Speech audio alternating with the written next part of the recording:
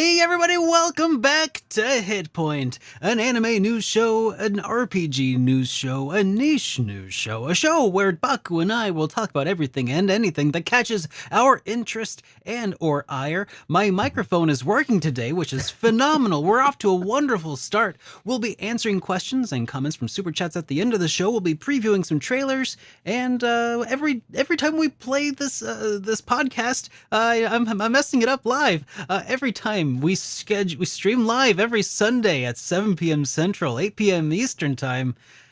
I was so close. You were so close. I was there. I had it and I dropped it. Baku, how are you doing, man? Other than being disappointed with your performance tonight, I am sorry, everybody. I'll go get the sword over there for seppuku. But time to go on an apology tour. That's yeah. what you need. Yeah. All right. Let me do this great, right, man. Although I have a bunch of final papers to do this week. I think I have like 2 final papers to do. I have 1 paper due tomorrow, and then 2 more due through the week. So yay, but then summer session's done, and then I have 2 months of being off until going back to school again in September. So I'll look forward to having July and August all to myself. Oh man, yeah, that's awesome. I know. I feel like I'm crunching right now. Like work just had like a whole big week where when I was, my day job work had a big week, big in-person thing, and it went really nice. Nice. But it was a little bit of a lot, But okay. But also, I wasn't able to make a video that week. But I managed to make one the week before that I was able to put out when I was talking about Sky Oceans. Okay. And my time with the game, with the demo that they've put out so far. And so I put out my first impressions talking about it. And man, I got another video that's done, and I'm just waiting it to go through some approval processes, and it's a little frustrating that maybe I'll be able to put it out this week. That would be wonderful. Fingers crossed, man. Fingers crossed.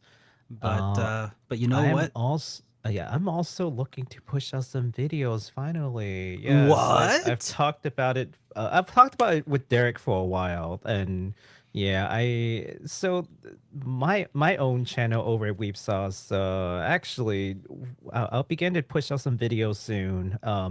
I meant to push out some videos earlier this month, and we would have been like 4 or 5 videos in because I do like weekly videos. But school happened, and I thought summer session is going to be fairly relaxing, but it's not. It's literally 3 months worth of material cramped into a single month. So you're doing like 3 times the work every week, 3 times the reading, and then you're like, oh, right. It's only like 5 weeks long, but yeah, it's supposed to be 15 weeks class. Oh, it's cramped man. in. So I'm like, okay, never mind. I can't do anything until I'm done with this. But I think we'll have a fairly consistent release schedule. So if you are interested in news that maybe Derek wouldn't necessarily cover, more to like very weeb things, like I don't know, new anime stuff, new tokusatsu things, just weird news from Japan. What is things. tokusatsu? Tokusatsu, like Mask Rider kind of deal, like Okay. yeah, just random bits of interesting news from Japan. We'll talk about VTubers, we'll talk about anime, we'll talk about some game stuff that we wouldn't necessarily touch over in in HitPoint. Just fun little weeby things, new figures maybe, I don't know, but we'll see. But we'll do some fun news things over there, over at Weep Sauce. So look to see you all over there once I start launching videos. Awesome. I should mention that I'm not sure if we're going to be able to do HitPoint next week, because because I'm not going to be here. And neither am I. I'm going to be in Pennsylvania. And I'm also going to be in Pennsylvania. You too? Me too. What? Weird. Well, I'm going to Pennsylvania because I'm going to go to a convention called Too Many Games. No way. I'm also going to too many games. What? You're going to Too Many Games? What? Oh my gosh. I think Baku and I might run into each other at We just Too Many might. Games. Yeah, we just There, might. there's a potential for that. I don't think that we're gonna. I mean, maybe if it's a big news week, we'll do a live episode in person of HitPoint. But I'm not gonna force it. If it doesn't work out, we're not gonna do it. We'll just maybe catch up later. But Yeah. We totally didn't plan any of this.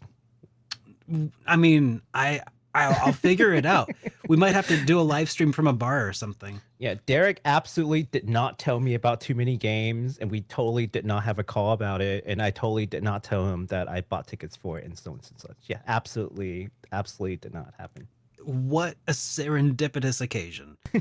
So, yeah, if y'all are going to be in the Pennsylvania area, keep an eye out for us at Too Many Games, and say hey or something. I'm not doing any panels or anything. I'm just going to be wandering around and probably drooling over games that I want but don't actually want to spend money on, and I don't know, just looking around, hanging out with friends. So you can be one of those friends. Come on over and say hey.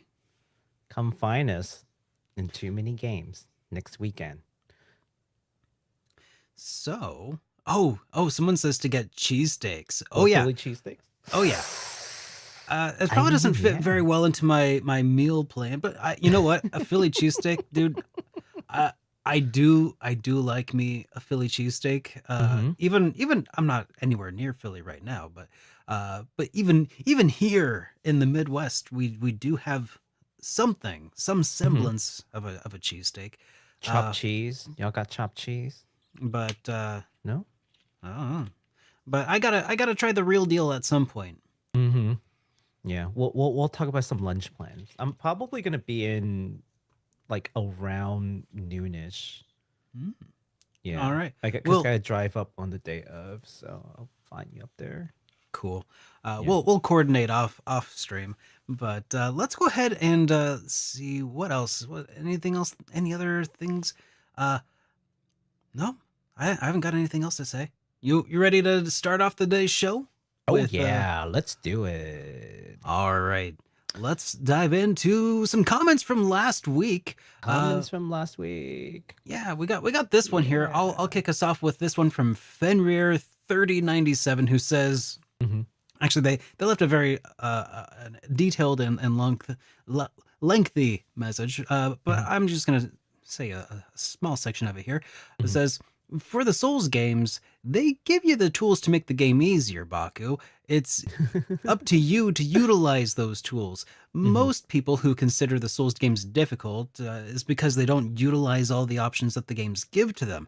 The Tree Sentinel, for instance, that you're stuck on, is beatable at the start of the game, but the point of his placement is to teach you that you can always come back and fight tough bosses later after you've gotten stronger. So I'll give you an opportunity to respond. You already responded, but I'll just. I did. If you guys want to see my response, you can see last week's hit point and see the comment section there. But basically, I said, thank you for the kind message and the kind guidance on it. I do know that is what the game is about, but I had to explain the circumstances of me playing the game. So what happened was I got what is the game called again?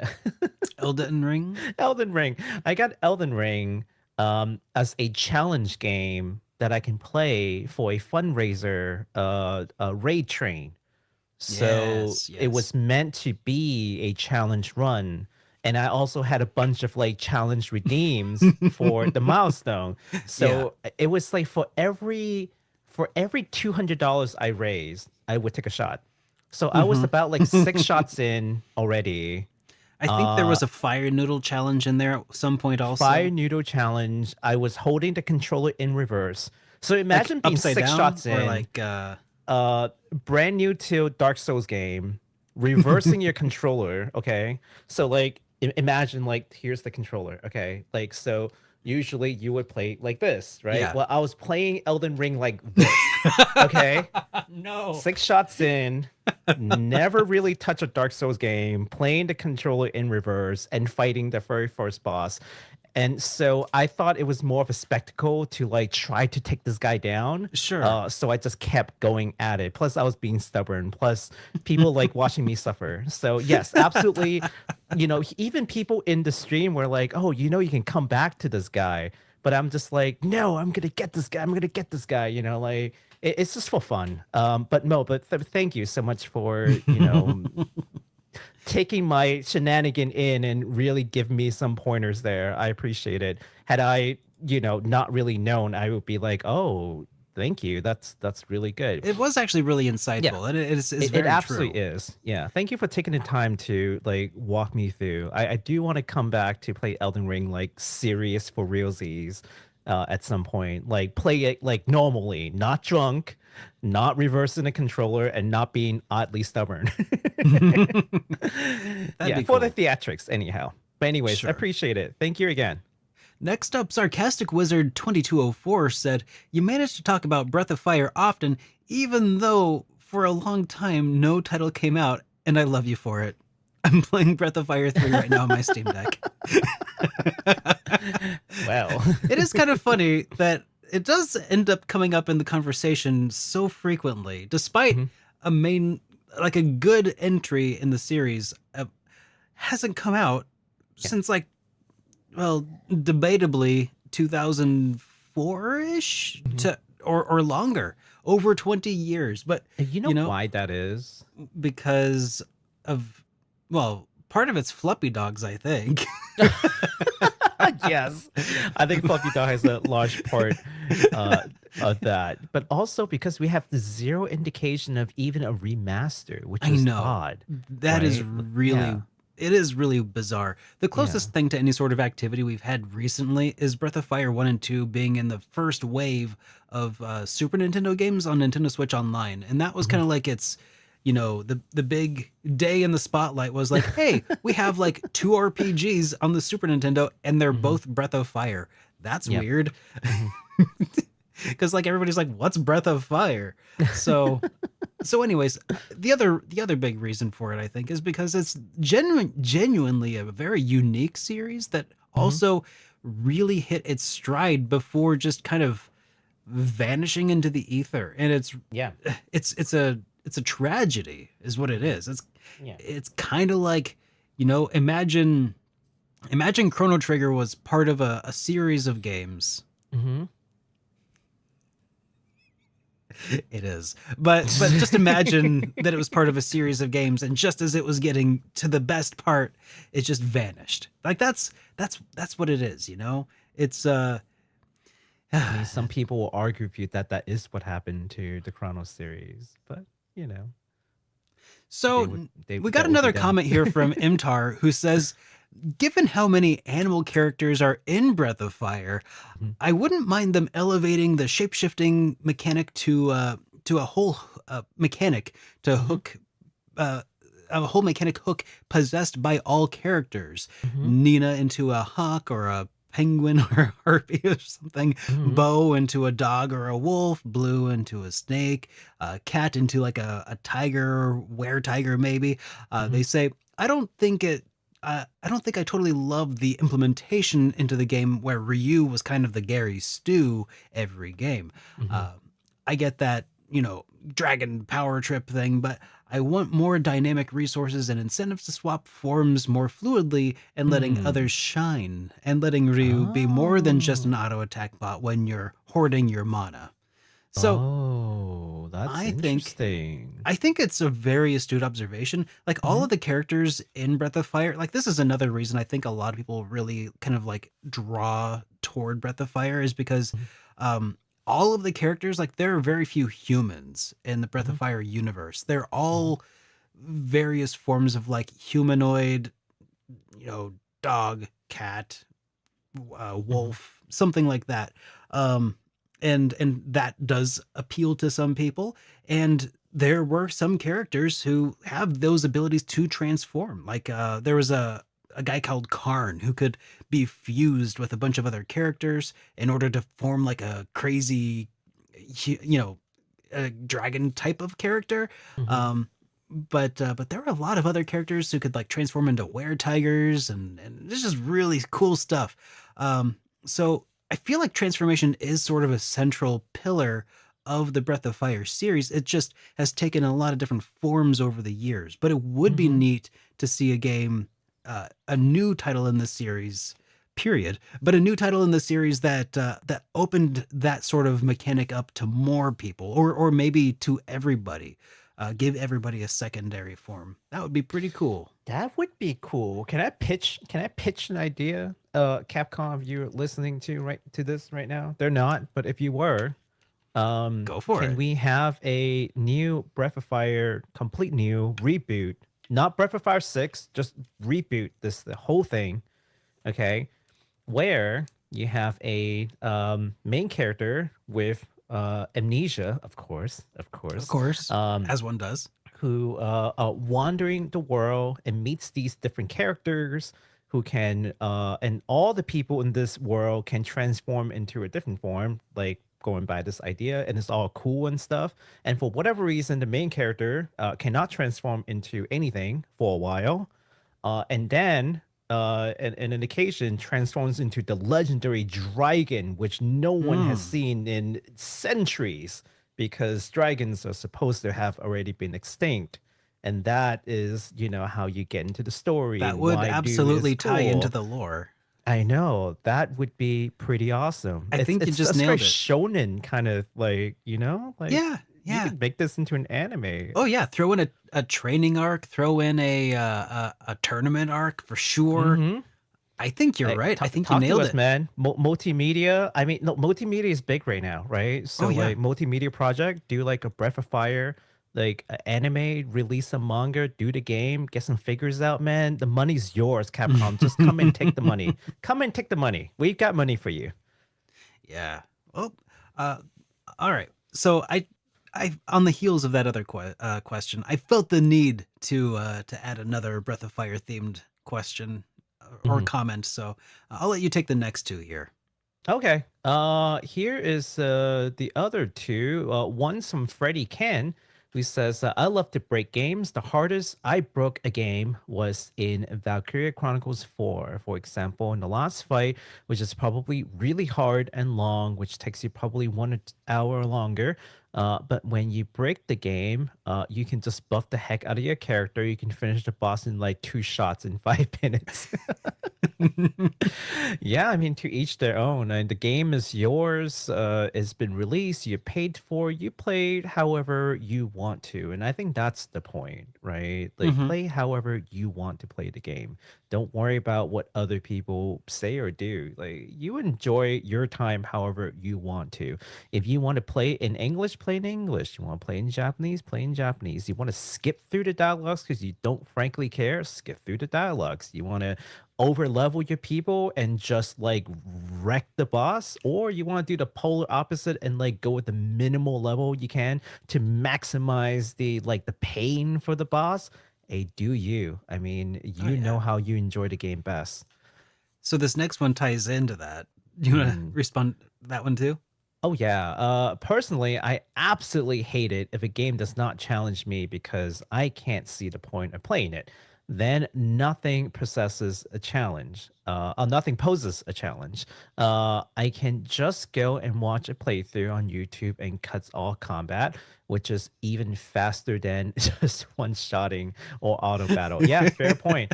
Fair point. And you know what? Sometimes you just can't know whether or not a game would be challenging enough. Like maybe you're just that good at it, right? It's Oh yeah. hard. Yeah, it's hard.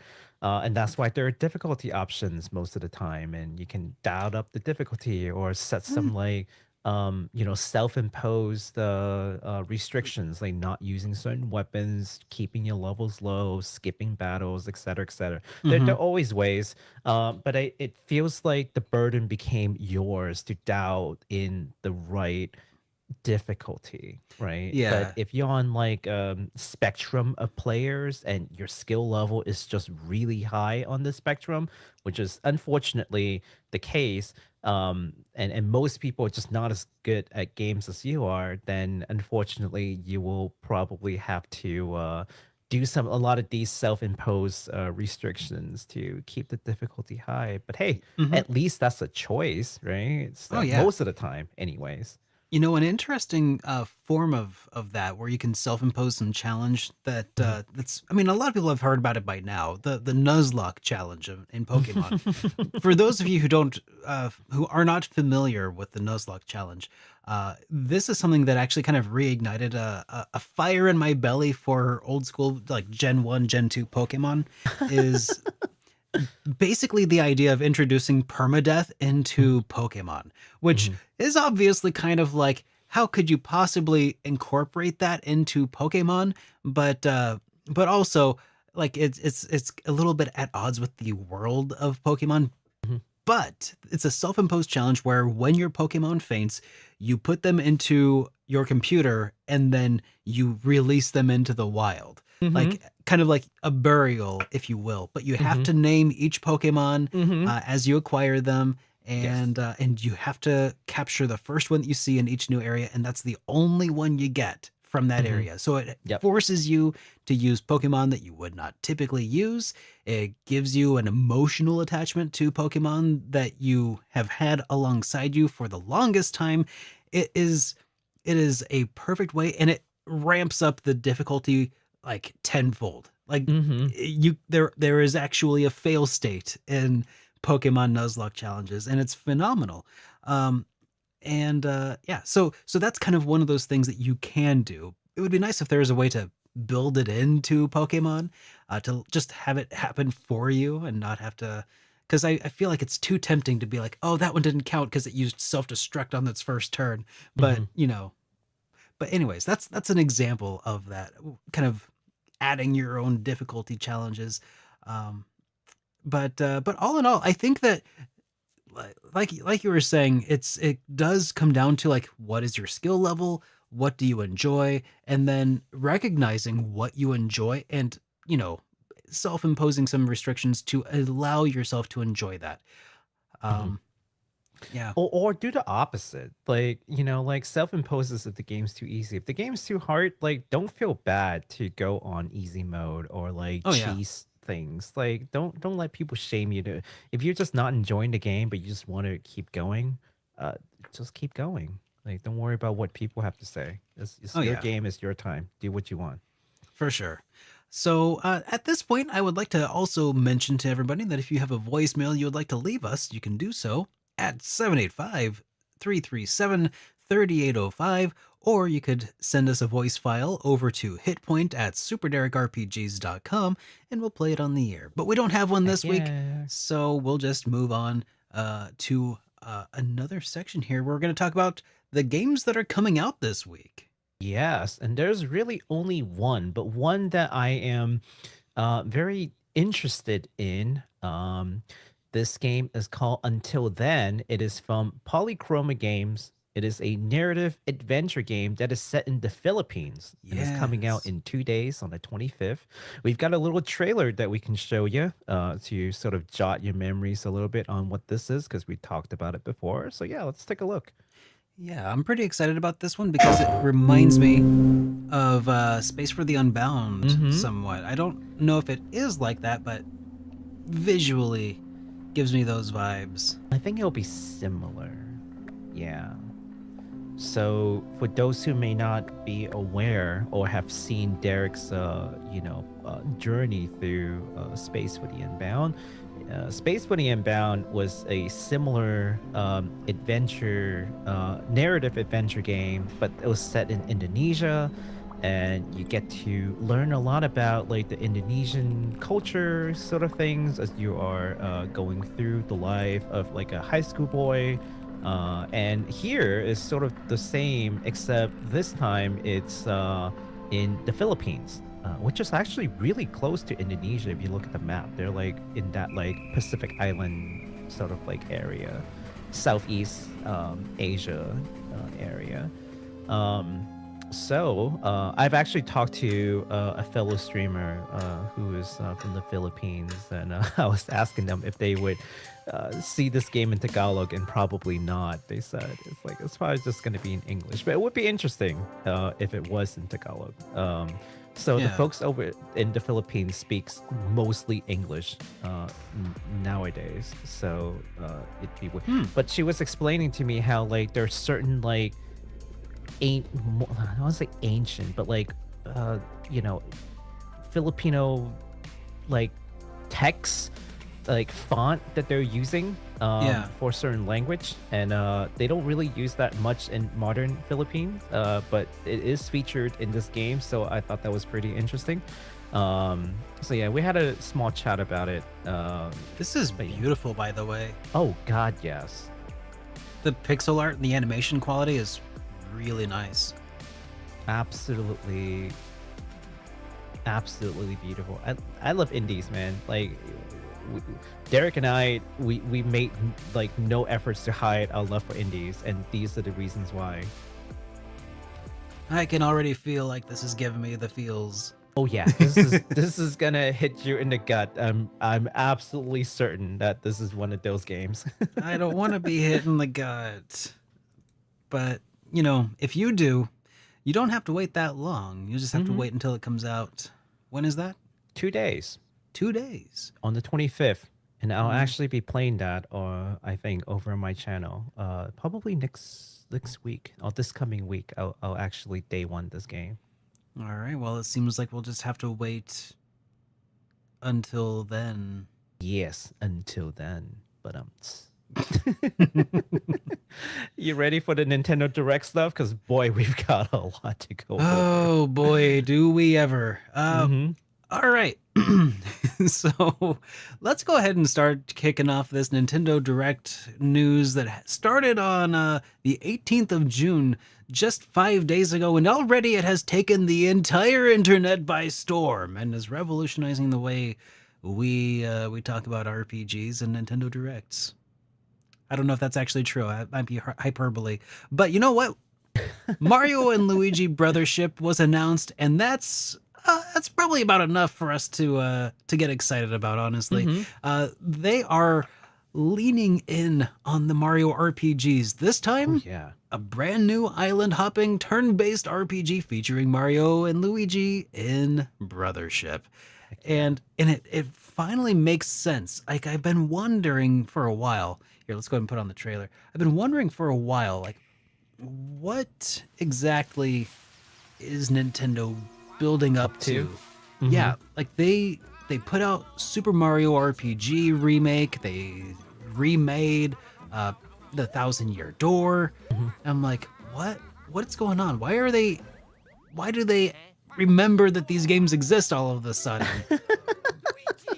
It makes me feel suspicious, But now it all tracks. I feel like this is the Mario for like the older folks, because let's be honest, I think like the average age of like an RPG player, especially if it's like turn-based, is gonna be a little higher versus your typical Super Mario like mainline kind of adventure where you like hop on Bowser 3 times and he dies kind of deal. Are you calling me old? Because I'm not. Yeah, I'm disagreeing, but I'm not appreciative. I am. That's okay, Derek. I'm older than you. It's true. Oh, geez. So what I mean is, if I'm calling you old, I am calling me old. Yeah, it's true. No, but but I mean, the demographics for like the typical Mario game, you would imagine would be like under teens, like kids to teens, and maybe even in your 20s, right? But like that's sort of the demographic. Whereas like in an RPG format, you're expecting maybe teens and up, right? Yeah. So that shift is enough for them to warn releasing some games within the franchise that just has a different demographic. Age demographic anyways. This, though, I will say, does look like it might be the kind of RPG featuring a Mario that might span generations, because it also appears to have a greater emphasis on the Some platforming platforming. elements, Mm-hmm. and exploration, which was not as prominently featured in Paper Mario RPG. I don't know how prominent it was in the Mario and Luigi series, because I Mm-hmm. didn't have a DS um, when those games were coming out. Mm-hmm. So I'm excited to find out, how good these are, It But would be a very unique, like, mix of genre, who do you you know? think is making this, though? That's what I want to know, because Alpha Dream, who used to make the Mario and Luigi series, Mm-hmm. they went bankrupt a couple years ago. Um, a few years ago now. Mm-hmm. So, so who's making this? Is it Nintendo just Nintendo? hired them. Maybe. I hope so. It's because that was one of the big discussion points around when Alpha Dream went under. It's like, is Nintendo just gonna let them flounder? Because like that's all they did. I thought Yeah. was the Well, I mean, Mario and there's no Luigi point in series. buying the company if you can just hire the people. I don't know if they. That's true. Right? Yeah, the Yeah. acquisition would have cost a lot more if I can just hire some key people that I like and then just like trash the rest and just form my own team inside. Especially if they already owned the rights to the IP. Mm-hmm. Yeah. There's no reason to buy out the company. So hopefully it's being. Oh, okay. Someone says ILCA is making it. ILCA, Imagine. okay. Yeah. I don't know. I Blue haven't I haven't Bluebird seen any team? official I haven't seen any official sources about it, but maybe I'll look into it while you look up Fairy Tale 2, because I didn't look into it since it was announced initially in the Nintendo Direct. And when I go to Mm-hmm. Nintendo's website and look at the page, there's not like a developer name or anything Mm-hmm. there. Um, so Yeah, Nintendo tends to be a little bit more tight-lipped about it unless it's like one of their subsidiary kind of company, like, the Pokemon company, for example. But let's talk about the next game. hold on. Yes, yes, yes. From Nintendo Life, as Mhm. noted by VGC, some of the team members who stayed on at Nintendo after Alpha Dream folded include the company former development manager Hiroyuki Mhm. Kubota, Mhm. who is now at Monolith Soft, and Mario and Oh, Luigi director Yoshihiko Meikawa, who recently supervised the Switch version of Super Mario RPG. So it looks like, probably the latter, not the former. yeah. Well, Yeah. it says that, yeah, yeah. I don't know. Maybe that's. Oh, well, it says some of the original developers are working on Mario and Luigi. So, uh-oh, I think we lost Baku. Hmm. Uh-oh, Baku, are you there?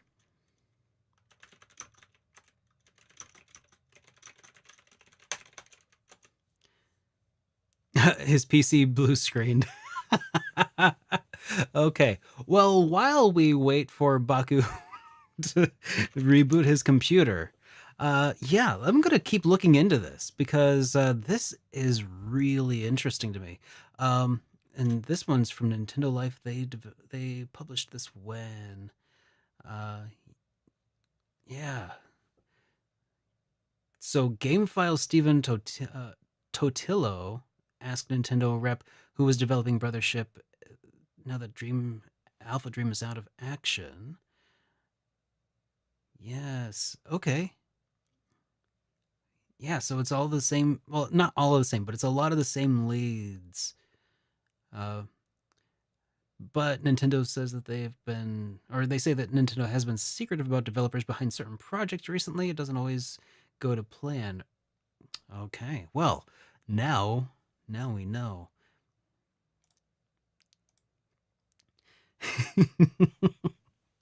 All right. Well, you know what? I'll just we'll stay the course. The next one that we were going to talk about here is another game coming out called Fairy Tale 2. Koei Tecmo and Gust have announced that they will be releasing the second Fairy Tale RPG, simply called Fairy Tale 2.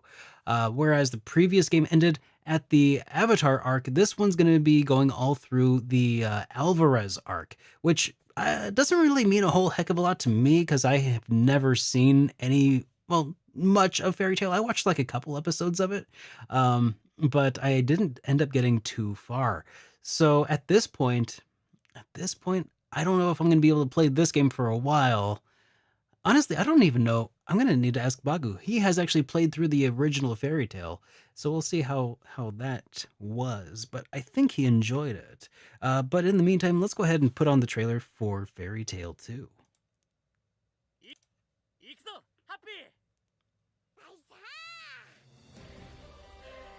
Relive the climactic Alvarez Empire arc from the hit anime Fairy Tail in this Ah. action RPG.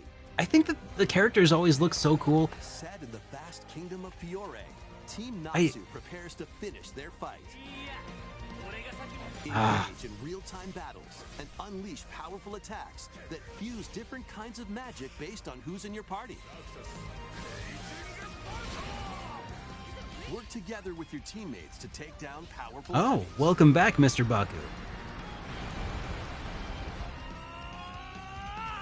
That's all right. I was Tale 2 just launches stalling on for Nintendo ya. Switch Do you this winter. need to send me a new link for your video, or is the same one? Oh, I see it.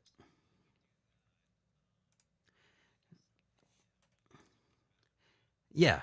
Yeah, we were just talking about Fairy Tail 2, and I gave we just looked at the trailer, but I wanted to ask you a little bit about Fairy Tail 2, because you played the original Fairy Tail, right? How was that?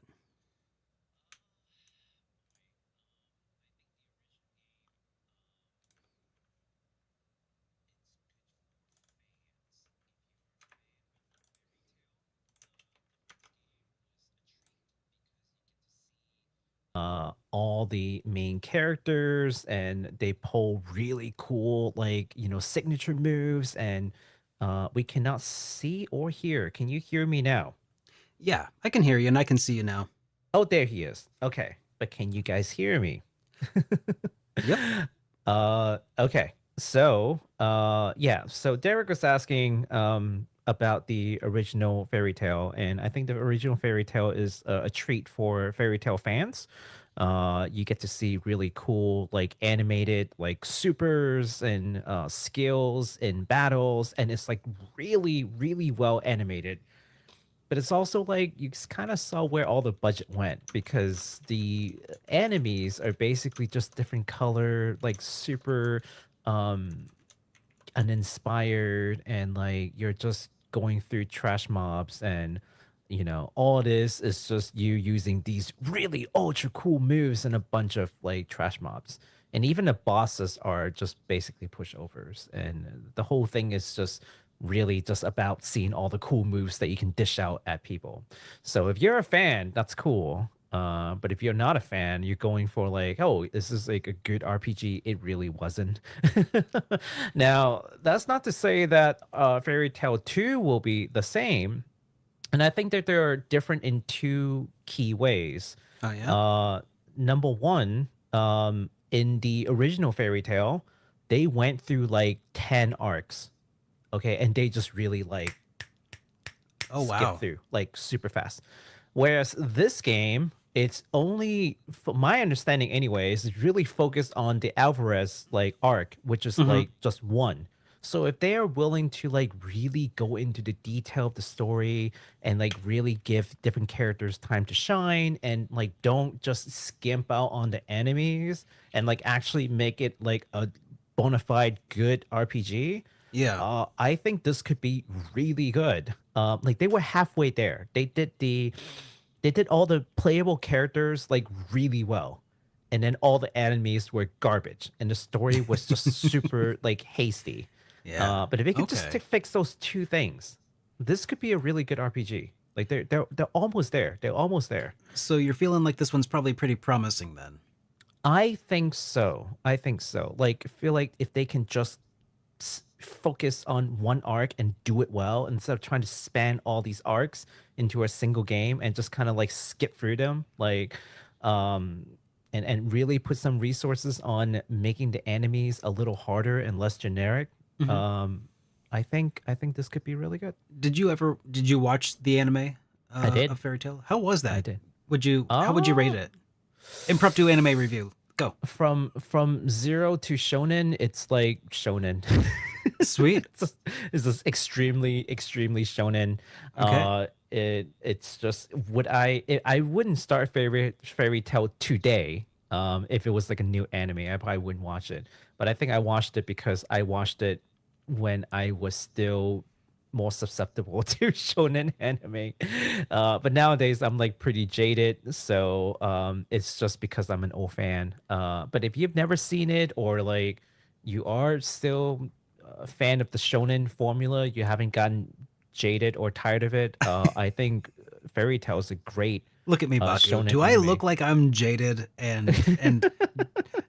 dude, I still love shonen. I can't help it. I can't do shonen anymore. Like, oh, fairy power friendship. Yeah, it's extremely power friendship. It is exactly what you would imagine from a shonen jump anime. Okay. It's friendship, hard work, and time skip, and you know, Okay, it's cool. got it all.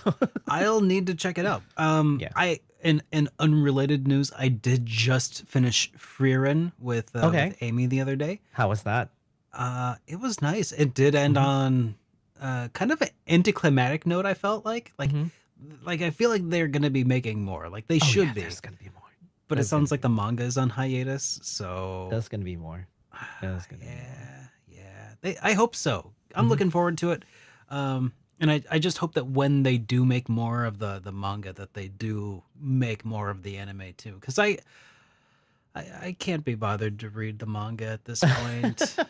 I'm one Yeah. of those anime only weebs. Like Me too. fake, take my weeb card. It's fine. I Nowadays, just give me that animu. Nowadays, I'm anime only. Yeah, no manga, no light novels. I don't have time for it. Which is too bad because, like, for instance, one of my favorites was Gantz, but like it had some incredible artwork for sure. But yeah, it was about when I was going through Gantz series that I was just like, you know what? I would rather watch an anime. It was so good though. But anyways, so for Fairy Tail 2, that's slated for winter of this year. It's coming out on Heck yeah. PlayStation 4 and 5, Nintendo Switch, and PC via Steam.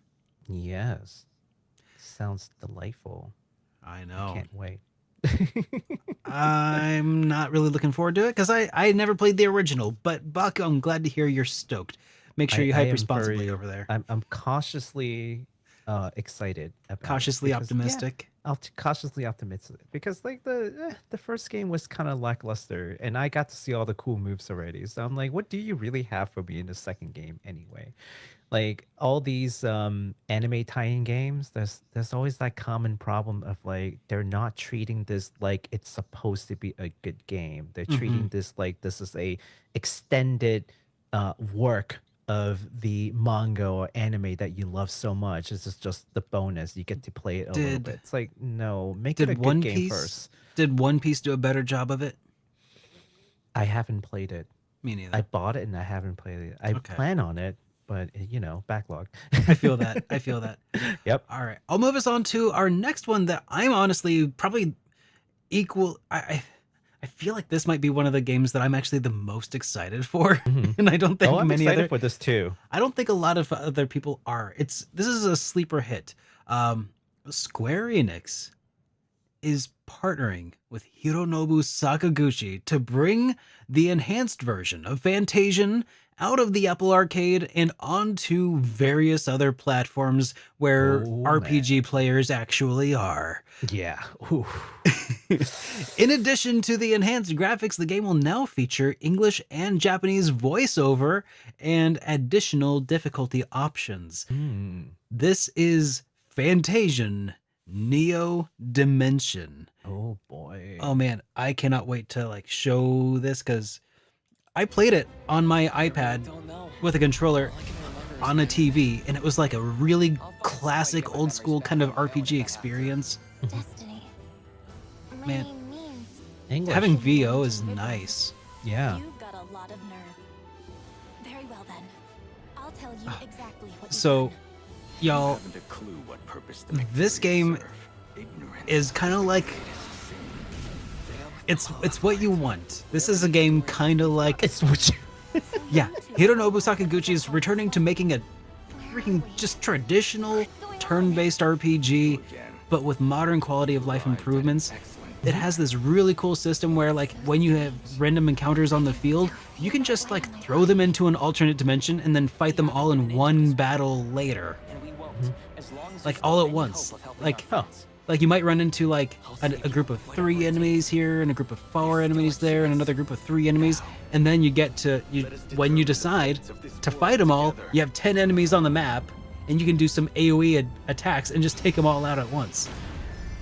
It's so cool. So cool. It is super cool. It's all like the whole battle system is based around like arcing your attacks or doing different abilities and like and it's all done in this really interesting it's like pre-rendered backgrounds, which makes it feel really old school, but they're not pre-rendered. They are dioramas that they built with like physical things, and then they took pictures of it from a bunch of different angles, and then those were the backgrounds, and then they mapped everything onto it. It's just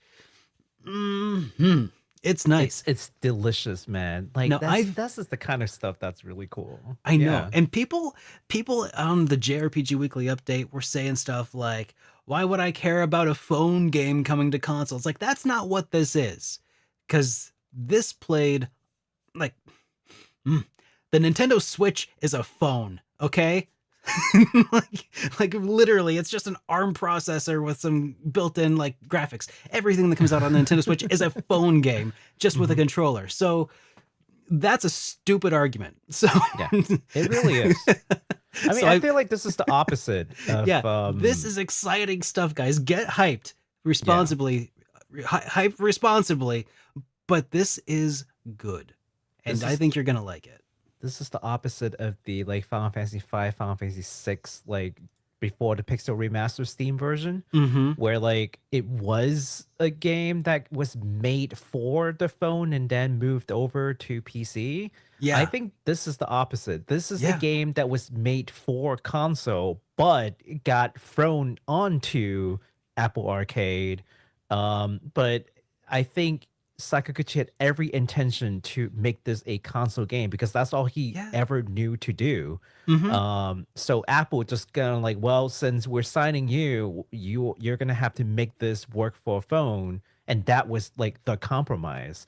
But now that it's out of the Apple Arcade, it becomes uncompromised console game, right? So the intention matters, I think, is what I'm trying to say. So if you think the intention is this is a phone game and they're just porting it over to the different platforms, no. I think from the start this was supposed to be like a console game that Apple had forced it onto their Apple Arcade, and it is now being relinquished. They probably didn't force it onto the Apple Arcade, but they definitely, I think, because they published it.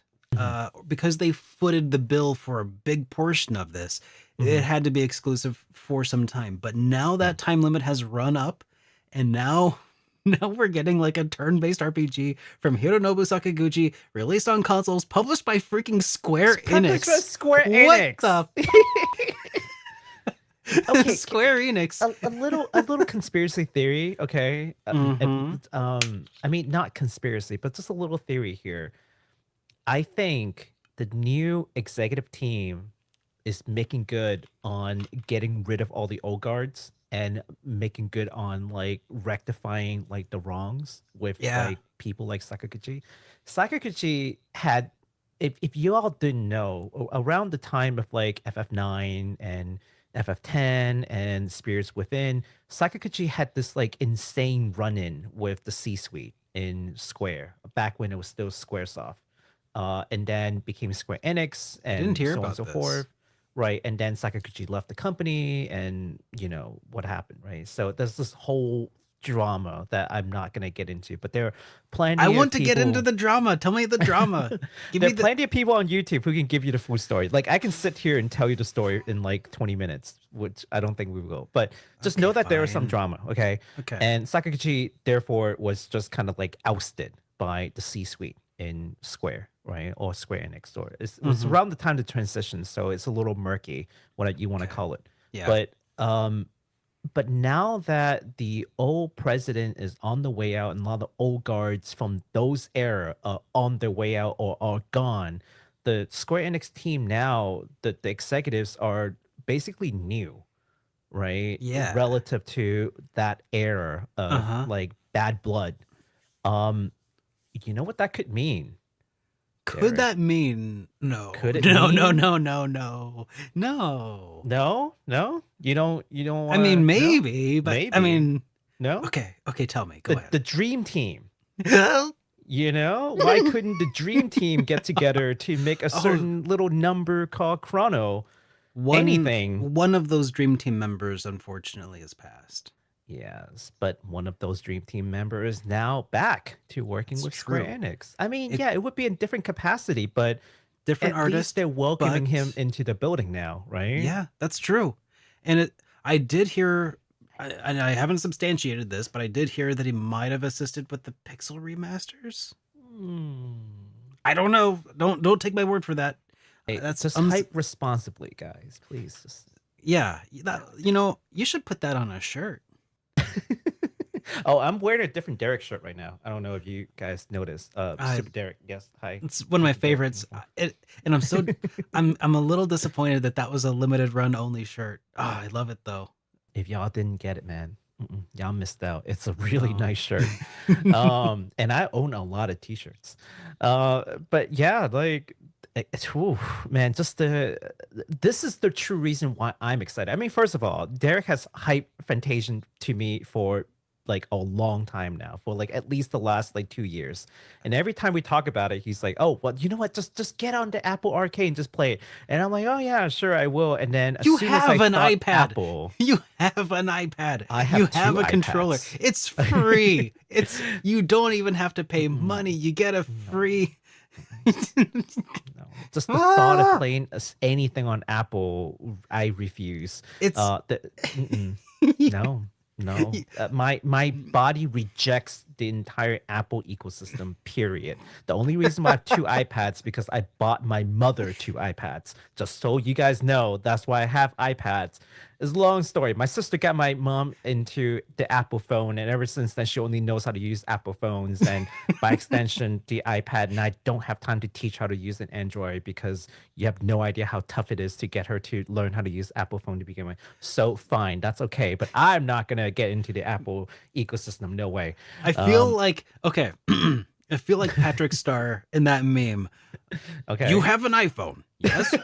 Yup. You like Hironobu Sakaguchi. Yup. You have a controller you can connect to the iPhone. Sounds good to me. So you play it. Nope. Don't wanna. Something about the equation didn't work out. Hey, but it doesn't matter because now it's on all these different platforms, Yeah. right? And now you when can play it after you Yeah. pay for the privilege instead of playing it for free. I'll pay for it. I will tell Square There you Enix. go. I'll pay for it. I'll vote with my wallet. I'll tell Square Enix. I want more Sakaguchi. You're That's pay- what you know I what? am paying. I'm gonna buy it too.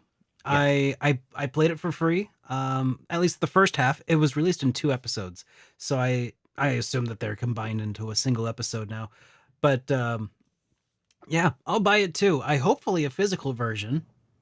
I mean, I don't know, but hopefully, and I will happily pay for it. Mhm. So yeah, I'm So, excited about this, When guys, when and can you we should be expect too. this game, sir? Oh, I don't know, man. Why are you asking me? It's slated for winter of 2024 on all modern platforms. All modern platforms. All of them. And you know what? Knowing Square Enix, it's probably going to have a physical release. They're pretty good about it. If nothing else, it'll be on PlayAsia. Yeah, if nothing else, on PlayAsia. I couldn't think of a lot of games that aren't on like all these platforms and then not have a physical game. I'm sure that there are, but like it's more rare that it wouldn't have a physical. Boy, they're gonna. It's a missed opportunity if they didn't do the physical release on this one. Oh, well, This game is targeting like the older generation, I want to say, and the older generation prefers physical. So they're gonna miss out on sales if they didn't do physical. man, so somebody's getting me irresponsibly hyped in the chat. Martino, watch it, man. Says You they're better already watch talking it. about a sequel. You I don't better know watch about that. I can't. I'm trying my hardest, guys. I'm trying to reel it in. Baku, help save me from myself. Take us to the next topic. For Okay, now. I'm gonna talk about a game that I know Derek's not that hype about, but I think it's because we talked about it during the pre-show. It is a game that we've been talking about since the Marvelous Showcase, and now we have some actual gameplay and a release date from the Nintendo Direct. The game that we're talking about is definitely not Fairy Tale, but a game called Farmagia. No, Farmagia. No, it's Farmagia. Farmagia. Yep. See, I also made that same mistake. I was like, is it Farmagia? Like, but I heard from the developers shortly thereafter. It is Farmagia. Farmagia. Farmagia. Farmagia sounds No. so much cooler though. It What sounds is so wrong much with more them? Italian. It sounds like focaccia. You know, like Yeah, it sounds like a food, and it Yes. makes you hungry, and it's a farming game. So omelette you du know, like fromagia. Formagia sounds so much more like It's a sounds so French fancy. it's a French Yeah. cheese dish.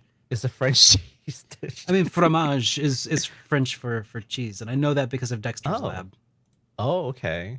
Yeah. Well, let's take a look at the French cheese dish trailer. Okay. Peggy 12. This is the Omelette du extended trailer. fromage. Formagia. Underworld nation of Felicidad. So yeah, so Derek doesn't care because it's a farming game. I mean, Yeah. In Felicidad, Okay. It's okay. It I'm has- with you. I'm it has kinda some work. States rule each continent. I mean, I do like the and character mass design because I am Wait, a is fan this of the same like, trailer? The fairy The tale. entirety of Oh, this is the Felicidad. extended trailer. The new. Oh. This is new. This is The new. Magus Okay, has I didn't came see out this 3 trailer days ago. before. With the Yeah, yeah. death I of could my clickbait with this. predecessor, many of us have lost our way. That's okay. Discipline yourselves and follow me. I shall usher our world into a grand paradise. They do have some really good art in this game. That's for sure. And those It's got who some great stand art. against them The story Plaza's seems pretty intentions cool. are cruel. The gameplay could be good. I don't know. Like It could be. It's It different. it just seems kind of like Pikmin-ish. a story of Oh, friendship you're and rebellion right. starts Pikmin meets Pokemon. Yeah, meets fairy tale. the Pikmin. underworld, Pikmion. a world where people and monsters coexist in harmony. Pikmin tale. Here, farmers who raise and command That is not monsters are Wendy. known as So yeah, Farmagia. there is a These And monsters Yeah. not serve Natsu, as the not pillars Gary, of society. not not Lucy, not so there Wendy. certainly is some kind of farming mechanic going on here. Water your crops 100%. and harvest new buddies The to crops join But, turns your into adventure. monsters. Yeah, like, and that's kind of cooler than farming a piece of corn or something. And then crafting. Lead them into battle. I mean, Command your buddies to defeat But- enemies. but why would and you seek need out to have a epic horde of boss them unless some of them battles. died, and that would make me feel so bad. Take I on wouldn't the want any of my oppressors that stand in your Farmagia way to die. and liberate Felicidad. I mean, what if you just revive them? Like they're just taken out of battle. Maybe. You know, you just revive. Just Phoenix tail. Phoenix feather. Phoenix feather. Yes. That's pretty cool. I don't know. Like it's This pretty is cool. okay. This trailer is getting me more excited. Insurrection. Maybe it's all the Here's- extra anime. This is not Natsu, not Lucy, not Gary, not Wendy. Okay, I love that they have the exact same like hair. same color. party dynamic and stuff. Command Same party legions of makeup. Like, oh my monsters god, you're not even trying and anymore, become dude. a Farmagia. I mean, Coming November 1st. don't break what isn't or don't fix what isn't broken, right? It's true. Yeah. It's the guy with the red. It's the redhead guy, the blonde girl, the girl. With the Wait blue a hair, and- second. What? Anime coming soon? Yes, it's a multimedia project. Oh, did I not mention this? I'm so sorry. No, oh, I yeah. don't. I mean, maybe There's you gonna did. be I an wasn't anime listening. coming. I told you, multimedia is like a big thing now that Well, they're that's- trying to get back into. Yes. Well, that's cool. Yes. Maybe I'll watch that instead of Fairy Tale. yeah. It'll be the same thing. It'll be the same thing. It'll just be not Natsu, not Lucy, not Gary, and not Wendy. Oh man. Yeah, so this game is coming out this November 1st, releasing on PS5, Switch, and PC via Steam. So yeah, I am definitely more excited about this game with the extended trailer now. Like now that I'm seeing even more of it, I was like, okay, you lost me a little bit, but now you're getting me back a little bit. Uh-huh. I This still- trailer looks even cooler than the one that was in the Nintendo Direct. Yes. Y- This For is sure. the extended trailer from the Marvelous site. I try to look for trailers, like if I can, from the latest thing from the actual company, because chances are they do the best job trying to sell their own game. You know what I mean? So they will have stuff like that. But yeah, I mean, I want to see it happen, but I kind of want to see other people play it first. Like I don't want to day one this. This is not a day one title for me, but Yeah. it is intriguing. I do want to see it. This is a, I don't know.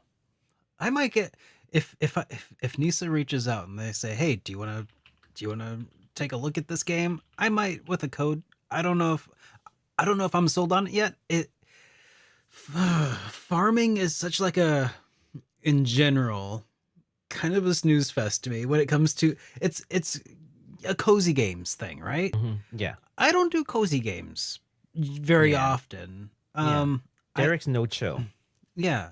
I am the chill. Okay. Cozy. What is that? Yeah, I don't know. Anyways, so I might be interested, but like no farming game has really sunk its nails into me, right? Its claws. I'm farming free so far.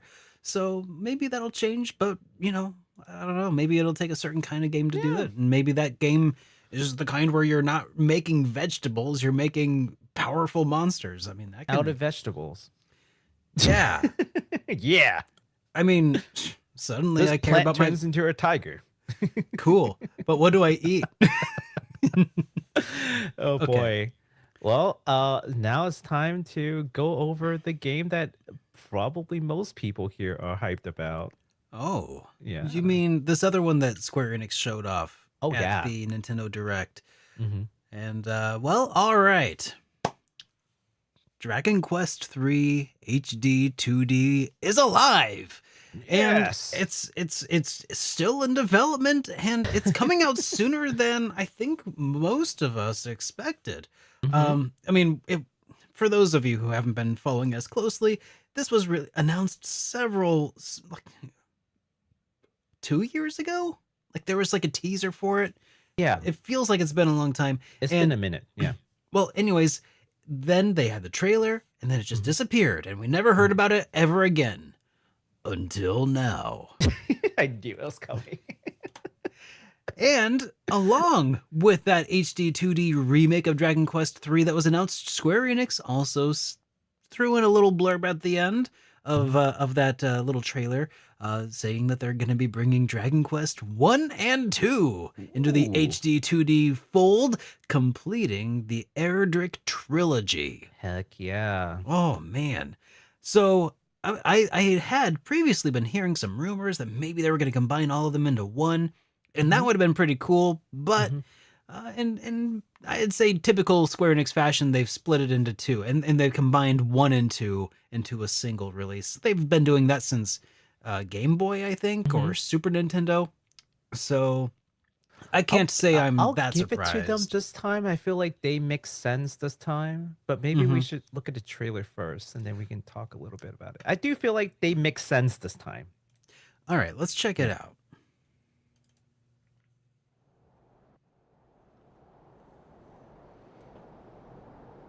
The time is nigh. I was waiting for you, man. Actually, the time is 8:05. Boom, got him. Oh, I was about to say, I'm like 8:05. We started 8. Oh, right. time zone, right. I was like, Dude, this looks so nice. I'm still as hyped as ever for this.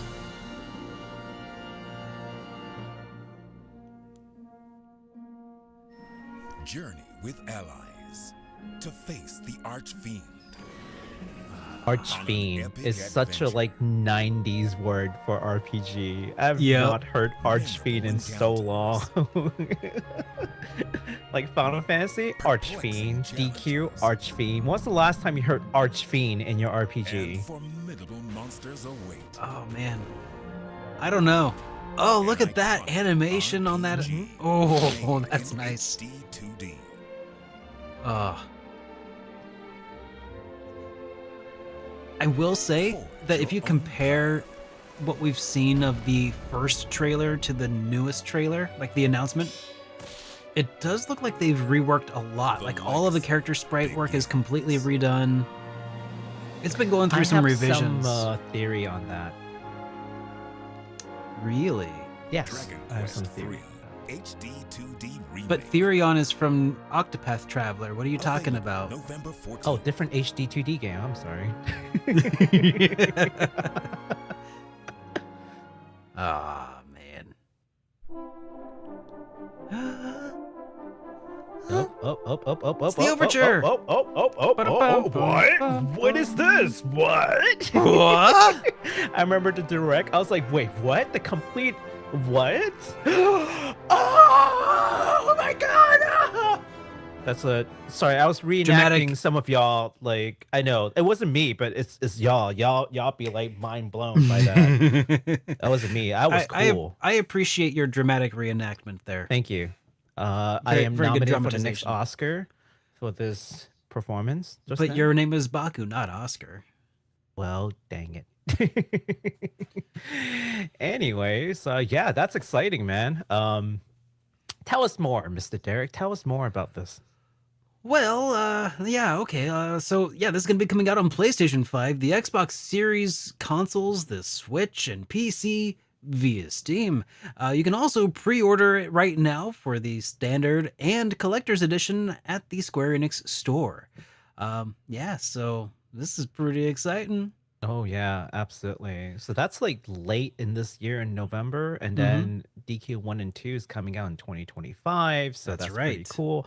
So back to the whole thing about why I thought this actually made sense. So of course, the 3 game forms a trilogy. We know that, and they have sort of talked about that a little bit in the trailer. But what most might not know is that 3 actually comes first chronologically.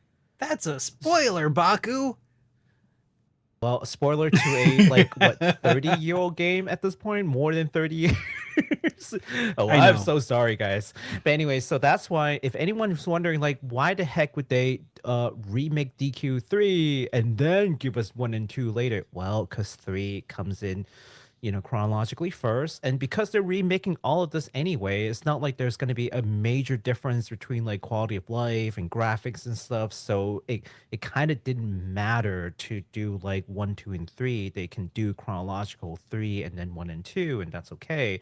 And also that 3 is the largest for obvious reasons in terms of like content. So 1 and 2 in the same disc kind of makes sense. It does. And then so you play 3 first, which is chronologically the first, and then you play 1 and 2, which is chronologically afterwards, but they're smaller in size of content because of how they were released originally, that they fit into 1 disc. So effectively you have 2 discs and you go through the entire story. I think that actually makes sense for once. Like, I don't think they're trying to it's not like an unsavory practice somehow. It's even though No. we're kind of trained to look at them a certain way, like this actually makes sense once you look into why. It does, but I mean, They it could have still split would this have into been 3 nice. whole games, and you would have hated that. So I will say though that Dragon Quest III is, in my opinion, it was the first Dragon Quest game that started to feel like a Dragon Quest game. It was where it really started hitting its stride. Dragon Quest IV was there. It had nailed the formula down. But 3 was still like where they were discovering what it meant to make a game a Dragon Quest game. So I think that might have been the first one where they introduced Puff Puff and other things that other staples. Puff Puff is what makes the DQ experience. Okay, Bro, guys? you jest, but I'm serious. it had gags in addition to high fantasy, or maybe low fantasy, depending. Yeah. And a lot of the same characters, a lot of the same enemies made their returns. But yeah, Dragon Quest One is so short. It's like less than 10 hours or so. It's hard to go back to by itself, but hopefully this remake will flesh it out a little bit more. It was Yeah. like because this was before they invented the idea of having multiple party members in a Dragon Quest game. Dragon Quest One was just one dude. You had a party of one the entire game, so it was kind of wild, really, what they were able to do and eventually accomplish. So They yeah, said Puff Puff is in DQ1. is it? I don't think that's true. I mean, maybe not the original release. Maybe they backported Puff Puff, but What, they retconned Puff Puff? Is Yeah. that what you're saying? yep, probably. But I will say that because they're remaking this from the ground up, it's not a simple remaster. There's a good chance that they will fix little things here and there that makes it a more complete, more modern experience, more polished, if you will. Like, they have a chance. They might not do it, but if they're going to remake it from the ground up anyway, there's nothing that's really stopping them from adding little things here and there to really round out the experience. So hopefully that's what they're doing, and not just simply taking everything from the base and then just like, here you go, here's HD2D. So that's the whole thing about the release order. Now, the other thing that we talked about, which is like, why does it look so different like now? Remember how we had a conversation some time ago where we are saying, okay, now that Kadokawa had acquire who were making Octopath Traveler, who owns HD2D? Who's gonna do these things? Will Kadokawa still be like, yeah, quiet, go back and go work on it? So we never knew who was working on DQ3, but we do now. And we Yeah. know that Acquire is actually not part of the development. Something called Armor Project, Bird Studio, and notably Spike Chunsoft out of nowhere. It's are not out of involved. nowhere. Spike Chunsoft developed the original Dragon Quests 1, 2, 3, 4, and 5, I think. Yep. See, Well, I mean, that's the the thing. HD2D thing, I didn't think that they would be involved, but Yeah, okay. but it makes a lot of sense. It does. Because Um, a lot yeah. of people don't realize this.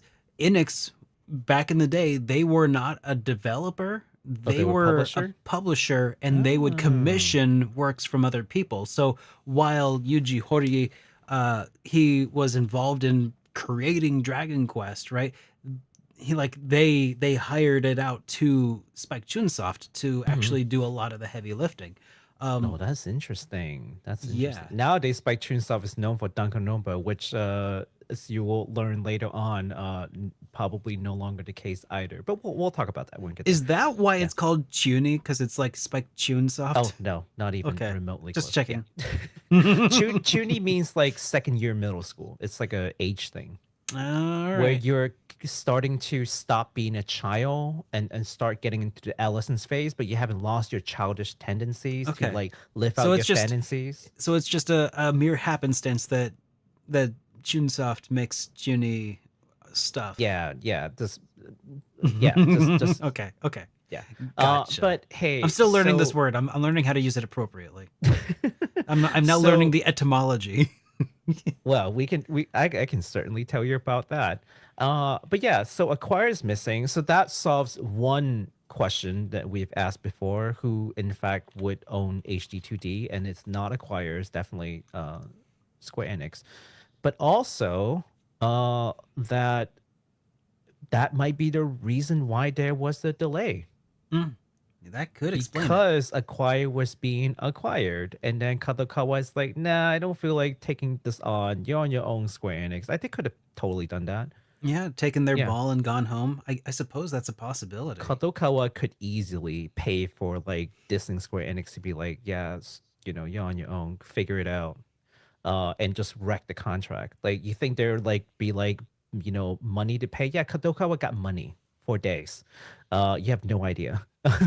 So Square Enix be like, okay, fine, we'll take the loss. We'll find someone else. That's my theory. Is that behind the scene, maybe Acquire was working on this, and then Acquire got taken off because of the acquisition, and then Yeah. they had to find someone else, and then they have to redo a bunch of things, and then they're like, you know what, forget it, just do it differently, right? You And then might be there are a right. bunch of changes. It just makes me wonder again, like, what was it about Acquire that made Kadokawa want to acquire them in the first place? Like it, Hmm. I mean, It's a good question. why? It's just so like, sorry, I they make think good games. It's just so Mhm. random.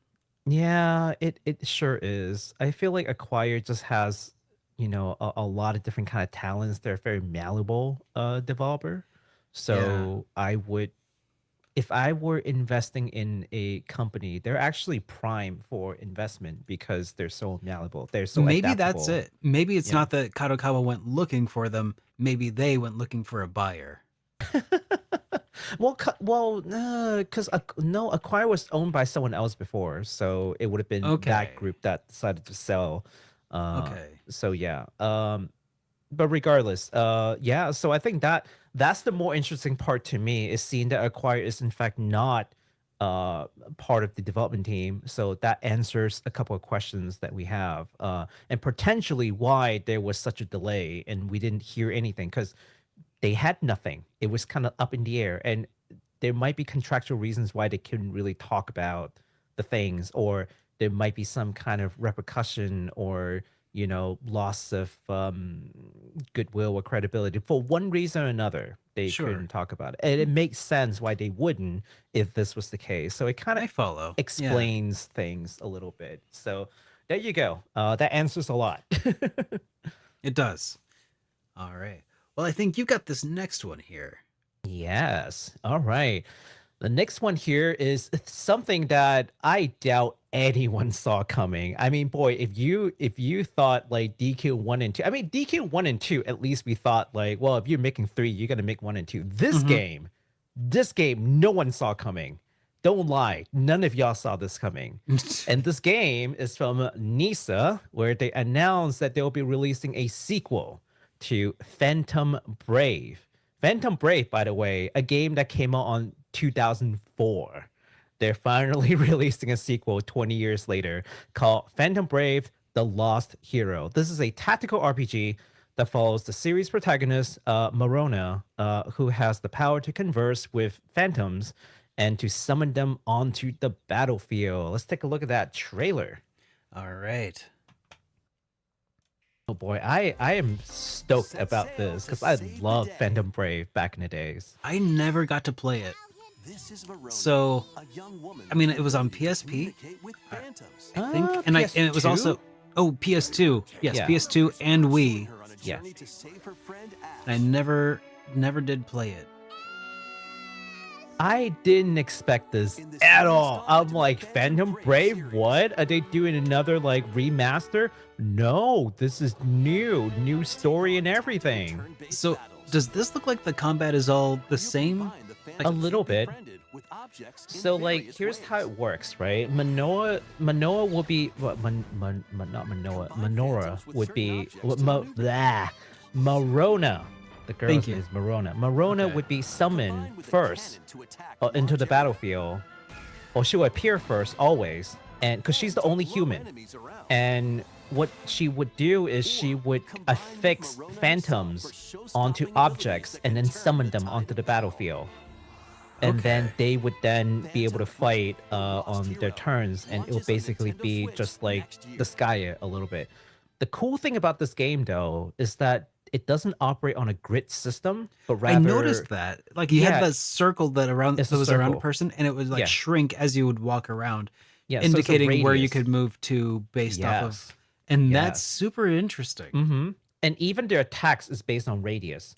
So like you Yeah. wonder like, oh, well, how do you determine attack range, right? Radius. Yeah, That makes a and lot I of thought it was sense. really cool back then, and I thought that was going to be like the evolution of tactical RPG.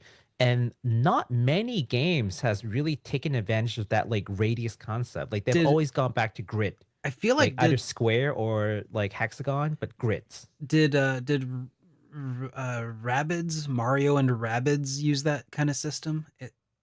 I think it's more like It's kind of like XCOM, right? Yeah. So possibly, Okay. possibly. I mean, yeah. I yeah. can't remember off the top of my head because I never played Rabbit. I wanted that's- to, but I never but that- did. It's really cool though, because I feel Mhm. like a lot of people. But was this the same main character as the original Phantom Yes, Brave? it's It the is. main character, Marona and Ash. They're sort of like the main characters. So I wonder Uh, if this is going to build on an existing story, or if this is something where like, do you need to play the original? It's hard to say. I mean, it's a sequel for sure. It's not a remake. It's not a remaster. It's a brand new story. From my understanding, this is gonna happen after the main story of the first game. But how much of it carries over? How much does it matter? Maybe not a lot. It depends on how they go about it. So it's hard to say for me at this point. But this game is slated for 2025 on PS4, 5, Switch, and PC via Steam. So it's just incredible that a game from 2004 is Yeah. out of nowhere. It's like, oh, here you go. Here's the sequel. Goodbye. It's like, what? If this excites you guys, then it may interest you to know that this game was included in a little collection put out by NISA called Prinny Presents NIS Classics Volume 1, which included Phantom Brave and also Soul Nomad and the World Eaters. And Soul Nomad was also another really good tactical. and the digital version right now on Switch is $10 right now. Or you can get the physical. Get the physical. I mean, you could get the physical for sure. It might be a Yeah. bit more expensive than $10, but Oh, $10 is $10 is a steal for two like pretty good games. yeah. So might be an option to get you caught up in case The Lost Hero is in fact a direct sequel that requires some additional knowledge, some background. Yeah. So, You probably have a good year to catch up too. When they say 2025, it's like, yeah, that's a big Could be window. Yeah, it's a big window. But hey, you've got some time to get back to it. This game will be available physically and digitally, so that's nice. Oh, actually, no, sorry, that's the next thing. But this will be available physically and digitally as well. Oh, so good. it's not wrong. Yes. Awesome. But yeah, I was moving down to the next story already, but Yeah. I do want to talk about the next one as well. I'm gonna steal it from Derek's real quick because fine. we're gonna throw him on to the one after that. But this is cool. Another surprise for the fans. Capcom announced that they will be releasing the Marvel vs. Capcom Fighting Collection Arcade Classics. That will include 7 games: X-Men: Children of the Atom, Marvel Superheroes, Marvel vs. Capcom, Marvel vs. Capcom 2, Marvel Superheroes vs. Street Fighter, X-Men versus Street Fighter. Lots of verses happening here, and also the Punisher out of nowhere. That's cool. So, you want to take a look at the trailer real quick and get people hyped up for this exciting package of games? I mean, sure. I don't know if you're gonna get people hyped up in this audience, but I think they would. I think they would be hyped. We have decently old folks who have played these in the arcade, and they're I like, mean- "What?" okay, you're gonna call me old twice in one show, man. That's, I mean, I guess I'm that just- makes you older too, but still, It's true. Yes, I'm just accepting the oldness. just embracing the old. Okay, Listen, in the spectrum of gamers, in the total demographic of gamers, we're fairly old, I think. now the question I think a lot of the people are gonna have is how accurately is this going to reproduce Marvel vs. Capcom 2? Because that's like a big fighter that a lot of people have been playing on like Dreamcast for a while because of its accuracy to the arcade port. Yeah. But and as a result, like that game is expansive. Well, I think pretty well because Capcom has been doing like fighting games for so long that I feel Yeah. like they know what they're doing. Like they But is know the- what fighter, like they know what. How should I But put is it They going to be know- cycle accurate? That's the question. That is a good question, and we probably won't know until it comes out. But I just have faith that like if Capcom handles it in house, they will. Okay, this probably actually do looks like pretty a good job. could be cool. Oh, Nick is that a Fury. versus or is that like a double? Oh, okay. It's a a beat 'em double. up.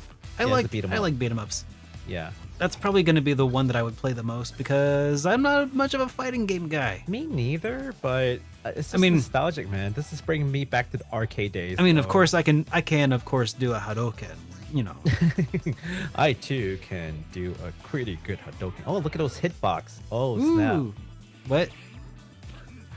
Something One button iframes. specials. One button special. What? Save and load anywhere.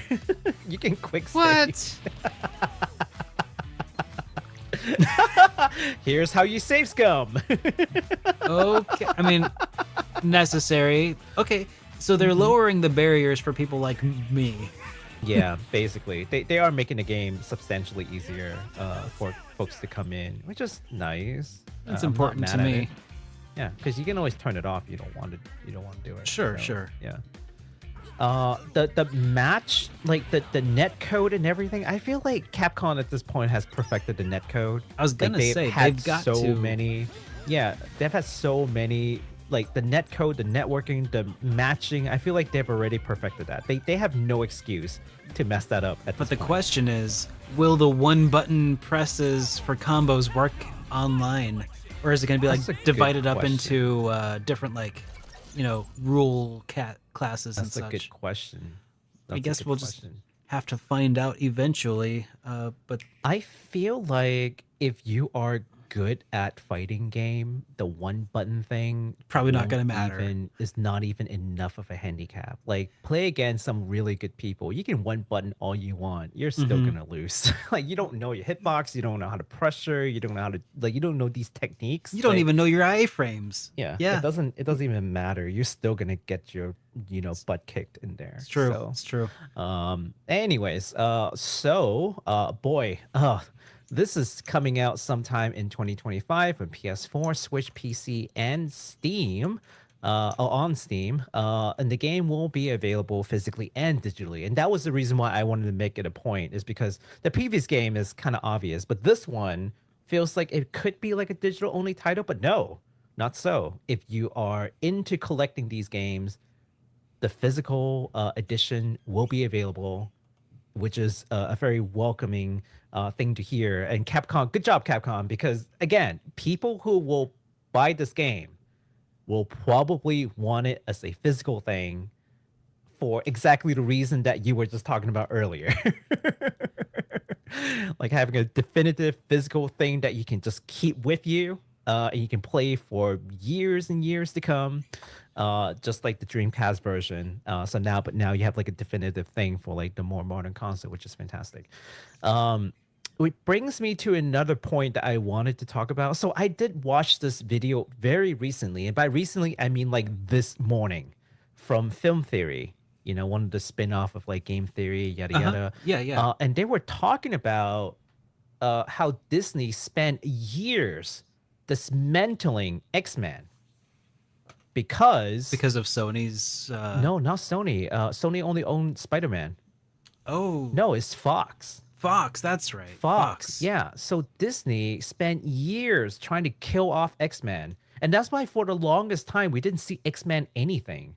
It's like, what's going on? Like, there's not a whole lot of X-Men thing. We see a lot of like, Avengers. We see a lot of like, you see like Inhuman, but you don't see a lot of like X-Men things. Like, what's going on? Well, yeah, I mean, that's what happened. Like, Disney was actively trying to kill off X-Men, and it made They wanted sense. it to die so that they could reboot it. Well, no, because themselves. they wouldn't want, because they own Marvel, right? Yeah. But they don't want to give material for Fox to then make money off of it. So Yeah. it's this like rivalry, like corporate rivalry. So does Fox still own the rights to? So as of 2019, Disney fully owns X-Men again, and ever since then they've been slowly trying to really revive it. So we got like X-Men 97 on like Deadpool 3, Crunchyroll even, Deadpool which 3 is with crazy. Wolverine. Yep. Yeah. So they recently, because like they got it back in 2019, but they don't have like a roadmap to just like roll them out immediately. They have to like undo a lot of damage. So and this is and the comic, like the comic fans in the chat right now could just completely roast me for this, okay? But just take it with a grain of salt coming from me, because I'm not like a big comic fan. I'm a big manga fan. Sure. No, you're but not. You're an based anime on- fan. Anime fan, yeah. But based on film theory, they were saying what happened is that, you know, Disney or Marvel had pushed out this group called an Inhuman. And an Inhuman is very similar to X-Men and the mutants, like in many ways, like superpower, dormant genes activated because some reasons, and they are activated due to this one chemical. And as the story goes, the chemical was released, and mutants happen to be deathly allergic to this thing. So all the mutants were literally killed off. And the humans were activated. So if that's not the biggest, like, let's kill off all the mutants thing you can do, I don't know what is, right? Yeah. So they had Inhuman kind of replacing, you know, X-Men and all the mutants in the, you know, in the chronology. And again, if there are any comic buffs in there who are about to roast me, I'm telling you, I'm just getting this as secondhand information, so take it with a grain of salt. But if that is true, then this kind of explains why we're going to see more X-Men properties now, because Disney's like, let's backtrack. Now that we own everything, let's bring it back. Let's bring it. Forget about like X-Men. No, that's still good. Yeah. So, and this kind of ties into why it took so long to work out all the copyrights and all this. Why did it take so long for Capcom to release something like this? Because now they only have to deal with Disney. Yeah. Okay. That makes sense. All right. Pretty accurate so far. Hey, I did it. Hey. I talked about something I barely know. Good going, Baku. Yay. You did it. I did it. Believe it. So, next up, I wanted to talk about this next one, guys. That there was another game that was announced at the Nintendo Direct that finally seeks to answer the age-old question. Baku already knows. What if Zelda was a girl? Let's find out if we watch this trailer. Oh my god. Man, I made that joke like 5 years ago when I reviewed Blossom Tales, and the number of people who didn't know that that's a meme, like, would just show up and be like, what a fake gamer doesn't know that Zelda's actually a girl. Like, Yeah, no, it's a meme, guys. It's a meme. It's the I know. whole. They It's should have just- called. Everyone's like, they should have called this game The Legend of Link. they should have. They should have called this game The Legend of Link, and you play as Zelda. Oh man. So But, yeah, yeah. I mean, have you seen all the memes popping up on Twitter over this game? It's No. freaking hilarious. Go to Twitter, and like half the memes I see are they're just memeing this game so hard. Why? It's all the furniture. It's Zelda throwing rocks at people. It's it's a lot of things. Here, watch the trailer first, and then it'll make yeah. sense. I mean, Yeah. I've seen the trailer before, but Oh no, I mean like for some other folks too. Oh, in okay. case they haven't seen it, we'll talk more about that it. makes sense. Here, we'll skip ahead a little bit. Do you want to? Yeah. Don't care about you, Aonuma. Do you want to skip us? Oh, I thought you were gonna do. I can't do it because it's full screen. There we go. Oh, here you go. Thank you. So she finds the tri-rod. You She mean got the her wand little of cape Gamelon? on. Waving the tri-rod at a table, It's the wand of Gamelon. how to create an imitation of it called an echo. You learned table echo. You can summon a table. Whenever you'd like. Even if there's a wall blocking your path. I mean, I think that's pretty cool. I mean, it's obviously No, going to it's- be used it's- for a lot of. It's freaking hilarious, and the memes are even funnier. It's not like a insulting kind of meme. I feel like they're just kind of laughing with them. Okay. You know what I mean? I got Yeah. How you use them separately or Like they together know is how entirely like up to you. ridiculous this is, but they're leaning in on it, and I love that. You find while exploring Hyrule. Just summon different furnitures. It is So yeah, kind of funny though that you are just summoning furniture. I swear, Yeah. if Amy could do that, she would. this is the rock throwing meme where like people just keep drawing Zelda throwing rocks at enemies. Like super muscular Zelda throwing rocks at people. I've been hearing from people that they want Zelda to have a sword. I don't know. I'm cool with Zelda having like her own thing. Nah, I'm cool with Zelda having her own thing too. Like, I mean, sword and shield is so Link, you know? Give her something unique. Yeah, Give I her don't want something fun. And if you're gonna make a game about Zelda, it should be different. But I do also want to say, of Link, guys, please. it would have been nice, and maybe there will be. I want to see Sheik. I want to see Sheik. Oh, just like her being able to. Well, I mean, if you see, I mean, if they go by like,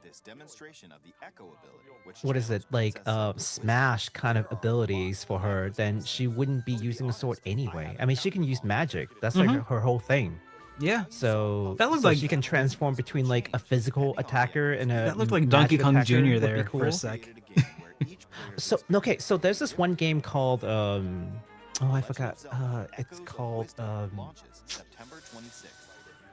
it's like a Metroidvania game where like you switch off between two sisters, and like one of the sisters is like a long range attacker, and then the other sister is a short range attacker. Sounds familiar, yeah. Yeah, so you can switch between two. I mean, if you had a game like that with Zelda, where she can switch between like her magic form and she can use like magic long range, and then like a closed range form where she attacks like, you know, via like the Sheik form, then like that's pretty cool. Like she can have her own Metroidvania game. Like I could totally see playing that, you know? Oh man.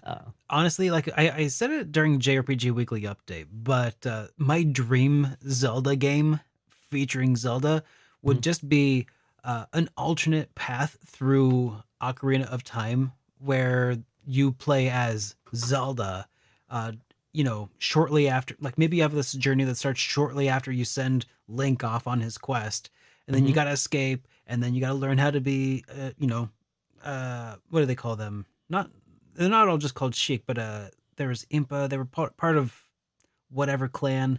But yeah, it'd be cool to like go through that and then actually play the opposite side of Ocarina of Time, where you like that would be cool. play as Sheik and like go and try to like help Link out from behind the scenes and like meet up with him in specific, you know, times. I love those stories. I love like this the other side, the things that you don't see, and then you see little nods to the main story. You're like, oh, so that's what happened. Yeah, I love like those. especially if you can do it without retconning anything. Like if you can figure out a way that like maybe even explain some things that are weird and didn't really make a lot of sense to Link's perspective, but like it's because Sheik was doing stuff in the background. That'd be so cool. I would love to like see Japan is notorious for doing that too. Like, And they not need to. notorious, but you know, like it's their thing. It's their jam. That's what they like do. Holics and Tsubasa Chronicle. It's the same thing. It's like it's two parallel story, and in order for the entire thing to make sense, you have to read both manga,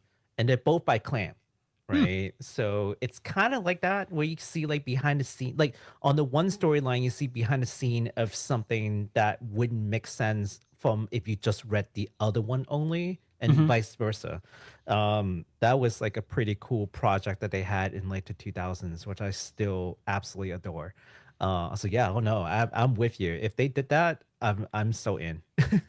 All right. Well, anyways, that's not what this is. This is something that's definitely all its own, and it's coming out this year on September 26th, only on the Nintendo Switch. Which I don't know about you. It shocks me that Nintendo has not gone multi-platform with the Zelda series at this point. Just kidding. Well, you know what the fan theories are basically saying right now about this, right? They said that the map for this game, from what they've seen, is strangely similar to what is it, the Link to the Past, Link to the Past map, or so, Link Between Worlds, maybe, or I guess that's the same map. Okay, so it's like it might be related, like it might be the closest related to that timeline, if that makes sense. So like it could be a little before, after kind of deal. Probably after. It might would have like to the be after story, like right after Link saved Zelda, and then he falls into a rift, and then like it's maybe like an after story to Link to the Past, which is kind of cool to think about. We don't know. This is just fan speculation, but if it happens to be true, it's kind of cool. If there's one thing I know about fan speculation and Zelda timelines, it's that they are never wrong. Ever. Not once, not never. Not once. All right. Speaking of timelines, I'm just kidding. I have no segue into this. Capcom just gave us another surprise in the direct because if the Marvel vs. Street Fighter stuff wasn't enough, they are hitting a different kind of nostalgia, this time through Ace Attorney. They have announced that they will be releasing the Ace Attorney Investigations Collection. That's going to feature 2 separate series spin-off. Ace Attorney Investigation Miles Edgeworth and Ace Attorney Investigations 2 Prosecutor's Gambit, which they were both originally released on the DS.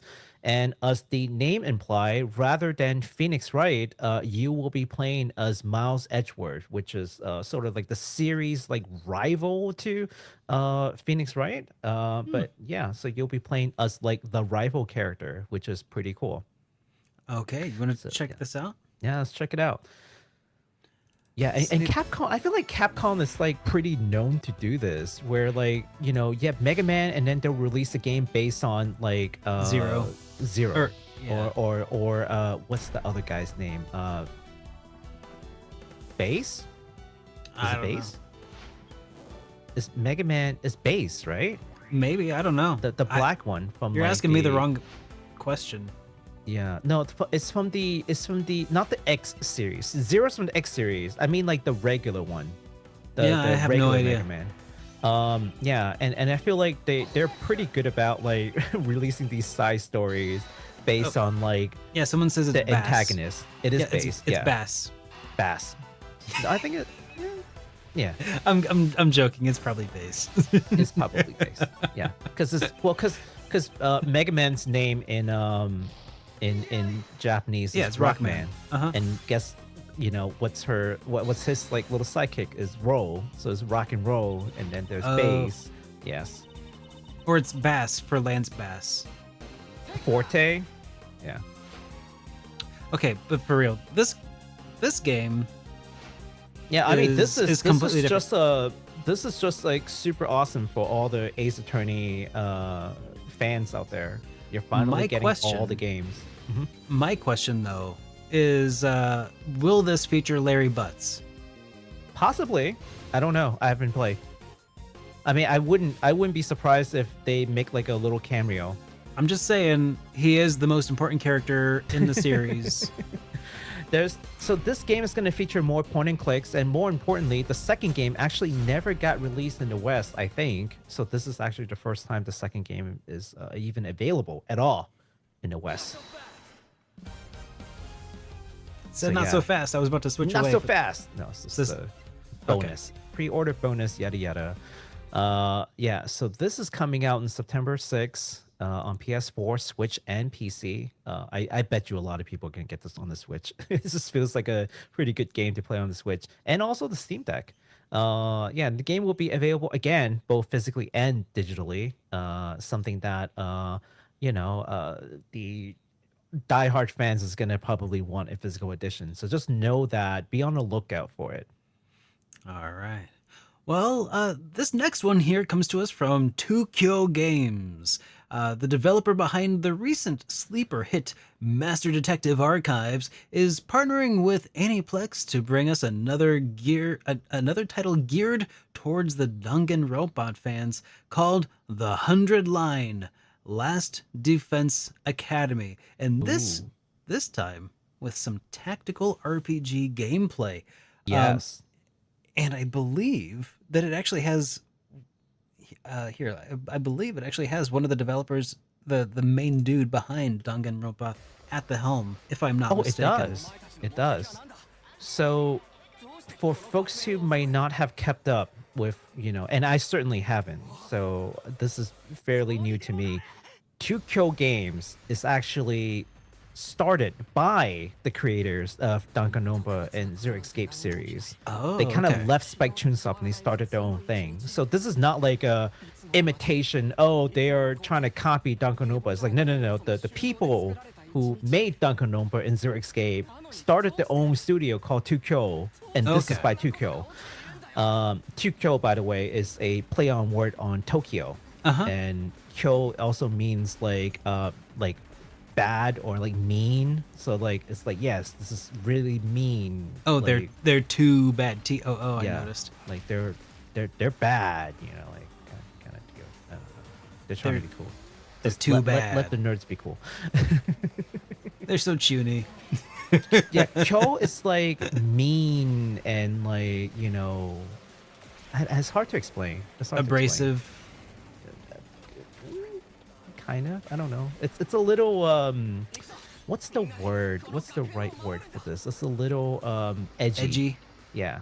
Yeah. Which makes sense because it's like the Danganronpa series. They're if nothing else kind of edgy. And quite literally too. He just stabbed somebody with an edge. Oh my goodness. Quite literally edgy there. So yeah, so in case anyone wondering why this looks so much like Danganronpa, but Spike Chunsoft is clearly not involved, it's because 2Kyo is involved. Yeah. So that's pretty sick. I'm never been much of one to like get excited about the Danganronpa games, but something with this kind of combat, you know, that could be cool. Maybe. I mean, it's closer to my wheelhouse than before. Yeah, maybe. I mean, hey, listen, you know, Master Detective Archives, like no one knew how that was going to go. But from all the people I've talked to who have played it, they're like 10 out of 10, super sleeper hit, did not expect it to be that good. Played the DLCs, was not disappointed. And they're just like, you've got to play it. You've got to play it. And I'm like, okay, I'll play it. Add it to the backlog. Add it to the backlog. Yeah, if I was a bigger fan of like the Danganronpa series, I probably would have played like you know, Master Detective Archives. But it just sounds like so far so good. Like they're trying to make new things, which I appreciate. They're not like just sleeping on like Danganronpa and just keep on Resting not on their sleeping laurels. but yeah, just keep resting on the laurel. Yeah, and just keep making Danganronpa. Like they're taking the art, they're taking what they've learned, but they're making new IP. So I respect them for that. Yeah. And if you will notice, they're partnered with Aniplex. So you think maybe they might do some sort of multimedia push with this? I don't know. I think Aniplex partnership is just so suspicious because I haven't seen any. I mean, they could just be announcement. doing the cutscenes, potentially. I Depending don't on how this know. does, though, Mhm. that could lead toward something else. It could. Yeah, it's just very suspicious to be linked up with Aniplex of all things. I mean, they could just do figure sales or something, but I have a gut feeling that if this sells even remotely well, they will try to do anime and expand on this universe. So we'll see. We'll see what happens. Alrighty. Well, you got this next one, though. Oh boy. Thanks for letting me take this one because this is the thing that if Derek was the most hype about Fantasian and the rest of you are probably the most hype about DQ, I was most hyped by this game. This game is Square Enix remaking Romancing Saga 2 in a style similar to Trials of Mana Remake. And the game is called Romancing Saga 2 Revenge of the Seven. Can we please take a look at the trailer so I'll try not to cry again? Sure. I'll try not to cry. See, no, I this didn't. game, like, as I understand it, this is one of those games that, like, you have a character who has, like, progeny, and the story, like, continues on through, like, your bloodline, right? Oh no, you're spoiling everybody. Am I? Like sure. a 30-year-old game. Oh my goodness. How dare you? Just rude. That's just one of the things that, like, bugged me about this game is, like, I can't just beat it in, like, you know, one run or whatever. It's almost roguelike-ish. No, No? it's actually so the way that it works is that you play as like the first generation of king, and then the power is passed on to the next generation and next generation. So even though your like physical like your look has changed, the world is consistent and the party changes. It with each, it's not a playthrough, but it's like, think of them as chapters. Yeah. Like the okay. first chapter is the first king, the second chapter is the second king, and like you get to just pass on your inheritance down through like many chapters until the final king, the final emperor, who will take on the final boss, basically. And every generation of these emperors and kings, they will take on one of the 7 heroes who basically come back to the mortal realm to get their revenge, hence Revenge of the 7. And that's the story, is that there were 7 heroes who took out the demon lord, so to speak, and then for one reason or another, they want to seek revenge on the humans that they had saved, and it's up to you to fight to fend them off and save the world. Interesting. So it's a really interesting story. It's a very interesting play mechanics. It's just absolutely, at the time, I think this game is so under-celebrated. Like the kind of innovation that this game had brought in back in the Super Nintendo age is like, I don't think people have given this game enough credit. And for the most part, it's because not enough people had played this game, right? But the innovation that this game had brought lives on in other titles where the creators were then inspired themselves to make games, and other companies and other titles that we had touched. So you might not know it, but the RPG that you know and love, a lot of those things actually came from Romancing Saga, and especially this title, which has been for the longest time under-celebrated. I mean, yes, they released a version to the West via like the remake, not the remake, the remaster, and people played it. But by the time that people play it in the West, like when it's widely available, anyways, like it's very like dated, and it's this game is really hard. It's not for the faint of heart. It's kind of like an SMT game. Like you will get SMT'd in this game, and there are permadeaths. I was gonna say that's another thing that I think I heard about this. And like, yes. Does the permadeath result in like the story being moved onto your progeny at that point? Yes. Yeah. So it's like, that's one of those things that's like, I don't know. That sounds rough. That Not sounds only like can you permadie, your party members can permadie. Everyone permadies in this game. Yeah. So yeah, there's this thing called LP, life point, and you can, I don't think, at least not easily replenishable. So if you run out of life point in a battle in a dungeon, that's it. That character is gone. Like there's nothing you can do. Romancing Saga 3 is a way more forgiving because you can go to the inn and replenish your LP like fairly easily. Like I wonder if they will. 2, yeah. I wonder if they will implement something like that in this remake. Yeah, I don't know if they're gonna make it easier or whatnot, but from what I've seen in the trailer, I feel like they've taken what they have learned from like Emerald Saga and they've implemented some enhancement to the battle mechanics that makes it feel fresh, while retaining a lot of the things that made it Romance Saga 2, like the glimmering and all that. And like, no offense to like Emerald Saga, I hated that aesthetics. I hated the still picture of like, the weird visual novel thing. Like I hated that. But this is like actual 3D like animated. It looks like they're doing some really good work with this. It looks beautiful, and I've just been on the edge. Like, am I excited about this? Does this look like the kind of game that I wouldn't like because of the permadeath? Like,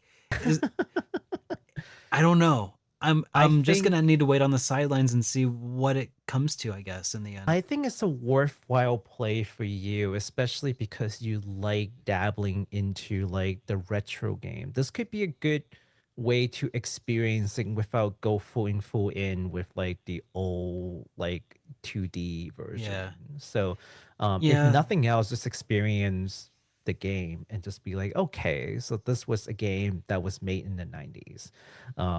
Yeah, you're probably I think right. it's worthwhile. Cool. And speaking of being worthwhile, you can also play this game in October 24th of this year, releasing on PS4, 5, Switch, and PC via Steam. And the pre-order is up right now if you want to pick it up. I am so excited for this. I am absolutely going to day one this game, no questions. And I'll tell you what else I'm excited about with this game.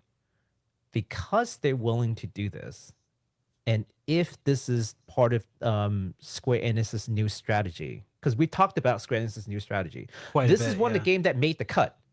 Oh yeah. So I would assume that this is part of their new strategy, because otherwise they would have canceled this. Or it might have been too far along. I mean, if they're willing to take $140 million loss, I don't think I think they were committed. Like, if you don't fit with this framework, you are cut, is what That's I true. think.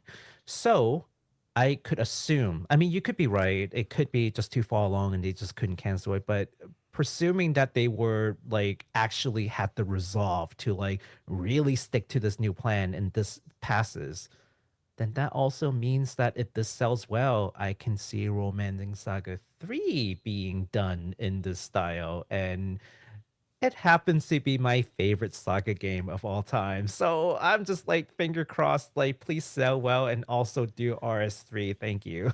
I was Exactly in gonna this say. style. Just change nothing. Just do the style RS3, please, Square Enix. Yeah. Love I you think, forever. You know, we do also, we talk about Square Enix just about as often as we talk about Breath of Fire 3. And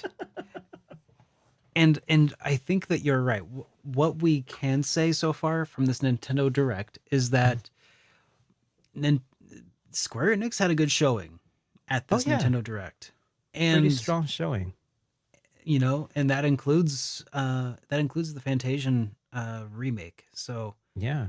or I mean, or so far, nothing remaster. disappointing coming up. I mean, Vision of Mana, Fantasian, no Romancing live Saga service 2. games or anything. So No. It's maybe those are what got canceled. Let's hope. I mean, all That'd be three nice. of these games. Well, you know what got canceled? NFT. Oh, You haven't heard? Oh, I'm I'm sorry to like hurt the couple of NFT bros in here right now who are like, "Oh, come on, man, don't kick the NFT walls down. You don't know." Yeah, no NFT project. I have not heard a single peep of the NFT project. I think that thing is pretty gone. It's just silently like, "Oh, what are you talking about? What project? What NFT? I have no idea what you're talking about." And just like, let's never Yeah. talk about it again. But I mean, yeah, like the upcoming games are very solid. They are all things that, from what I've seen from the fan base, very well received. Vision of Mana, again, Fantasian is like, wow, didn't think that was gonna happen. And no one saw Romance Saga 2 coming. No one saw No. this coming. Yeah. yeah. Not Because even the Emerald Saga leakers. just came out. Not even the leakers could see this coming. No, because Emerald Saga just came out, so you didn't think that they were gonna do another Saga game so soon. But here we are. Like, here's Romance Saga 2. Granted, they are very different. You know, still the same like series, same universe. You Same wouldn't franchise, expect yeah. this to come out so soon. October. That's 4 months from now. I know. That's crazy, Like, right? what? All right. Well, let's go ahead and move on to this next and final game that was announced. And this was not actually part of the Nintendo Direct. This game that you might not have heard about. It's a game that we did briefly talk about in the past when it was still called Rear Sakai. This new title is actually going to be called Elrentaros Wanderings. And it's if you're a fan of games like Rune Factory, where it's kind of got some like I don't know what all's involved, but it looks like a pretty cool looking cute action RPG. Mhm. I don't know. I'm a little stoked. Let's check it out. Yeah. So this one is actually involves the creator of Rune Factory. Does it? Okay. Yes, and it's got a pretty similar gameplay, I feel. You can pick your protagonist, male or female, and then You do have some farming, you have some crafting, you have some like fighting things. It plays a lot. Oh, I see. like- There's the farming part. Yeah. It plays a lot like Rune Factory 3, Rune Factory 4. But there's this isekai element, as you can see. Like there are people in okay. the real world who looks exactly identical in this fictional world. Well, not exactly identical, but like identical Similar. enough that you can tell like who's who. Yeah. Yeah, this battle system, I mean, it feels a lot like Rune Factory 3. I was gonna say the battle system looks a little bit kind of like what was that one game that we played? We played the demo of it in Japanese first, and then The 90s, I forgot what it's called. 90s now. action RPG style. 90s action RPG, yeah. Yeah. I'm sure you can craft weapons and whatnot in here. It just looks Sure. like another Rune Factory. Trinity kind of game. Trigger. Trinity Trigger, thank you, yes. Yeah. Try. Yeah. You know, but I think this is a pretty cool game. The art's nice. I mean, there's a huge fan base for games like these. It doesn't really hit me as much, but Mhm. I mean, a lot of people play Rune Factory. Like, it's a very popular series. For sure. Yeah. Yeah, so you can look forward to playing this game on August 16 for the Switch and PC via Steam. So That's right. it's pretty exciting stuff. We did get some super chats though that we should Yay. probably should respond to here. We got all right, this one here from Bring Back Floppy Dogs, who says, I heard a soft voice on the wild calling out, and I knew I was needed. So here I am. How can I help? Does Capcom need some new kneecaps? Hashtag Breath of Four for life. Oh my god. And Yes. also, what some call overleveled, I call being prepared. That's true. That is true. It looks very accurate. Yeah. And then we got another one here from Still Alive who says, played Sea of Stars, and unfortunately, I don't share the same enthusiasm that you had for it. They nailed down the aesthetics and music, but I felt like the story and characters were meh. It's inspired by Chrono Trigger, but not in the same league. That's interesting. Well, I had actually not played it yet because, I'm still waiting on the for it. physical. Actually, no, I got the physical. I lied. I got the physical. I'm waiting for time to play it now. Oh, okay. Okay. I just don't have time to play it. But I have heard people I don't want to say complain, but like You can felt say that it. the story. I don't want to say that what they were saying is more like critique. Like I heard Okay. critiques about the story not being very fleshed out or not being as good as it can be. Mhm. I also feel like for an indie, that's actually not bad for where they have gotten. That's And what I'm saying. Like, yeah. so, I mean, part of me I- feels like it's subjective, but also part of me feels like they have an opportunity to do better. So I mean, this is their first go around. So well, first go round as an RPG anyway. for RPG, And for a yes. first try, that's pretty damn good. Yeah. And yes, the art and music, they nailed that. As far as the story and characters go, I feel like, yeah, it was a pretty simple story, and the characters were also pretty simple. But I also don't necessarily feel like I need a really complex story to enjoy. Sometimes I do just enjoy a classic good versus evil sort of story. And that did feel kind of like what this was. There were some loose ends that I'm kind of curious about, like Rashan, and perhaps some DLC at some point will flesh them out a bit more. I would like to think so anyway. But Yeah. but all in all, like I feel like a lot of the classics that I grew up enjoying, like Grandia, for instance, Justin wasn't exactly a well-rounded character, with traits and flaws and hopes and dreams. I mean, well, he had hopes and dreams, but very few flaws. And I don't know if I used that as my measuring stick, because I definitely loved Grandia. Like Mhm. if I use that as my measuring stick, it's hard to fault the game that, I don't know. I Mhm. just like it. Yeah, and also, I mean, two more things. First of all, still alive. Definitely don't think that you are wrong here. Like I said, I've definitely heard that critique before, so it's not like this is a hot take. But also, when you say that it's not on the same league as Chrono Trigger, honestly, not many things are. Oh no. Like you're this is literally the best, like still to this day, the best RPG on many people's list, mine included. So Yeah. no, like not many games are even on the same league as Chrono Trigger, period. Oh yeah. Like never Not mind ex- this one.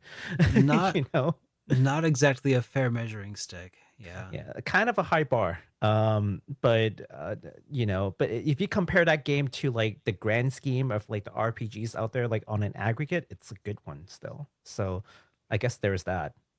Yeah, I think that the issue is that a lot of people were drawing a lot of comparisons to Chrono Trigger. I tried not to during my review of it, Mhm. because it wasn't just a Chrono Trigger like style game. Although there were some aspects that they Mhm. did a very good job of representing, but like it Mhm. was also inspired by Super Mario RPG, and Mhm. it's a lot of the way that the active battle existed within the game, like where you have to uh, time button presses, for instance, as a source of inspiration. So yeah, and I think Golden Sun, and also like the traversal, that was also another really big selling point for me. It felt really good to just traverse within the game. Mhm. I don't know, it's not just Chrono Trigger 2 though, obviously. So I don't know. Can I be honest Yeah, with you right now? sure. I completely forgot that I got the game. It's added it to my back. I just added it to the case and completely forgot about it. If if Still Alive didn't talk about it right now, I would have completely forgot about Stars. You should play it, man. Or I are you gonna wait for the should. DLC to come out and then Well, the maybe? DLC is like a co-op thing, so I haven't heard any like story content Mm, DLC. okay. So maybe not. Like I don't. There's no reason for me to wait for it. You know what? I am waiting for the DLC to play though, Aiden Chronicles, because it's Ooh. actual story DLC. So Okay. I would wait for that. Like it's like 3 waves of DLC, I think, and don't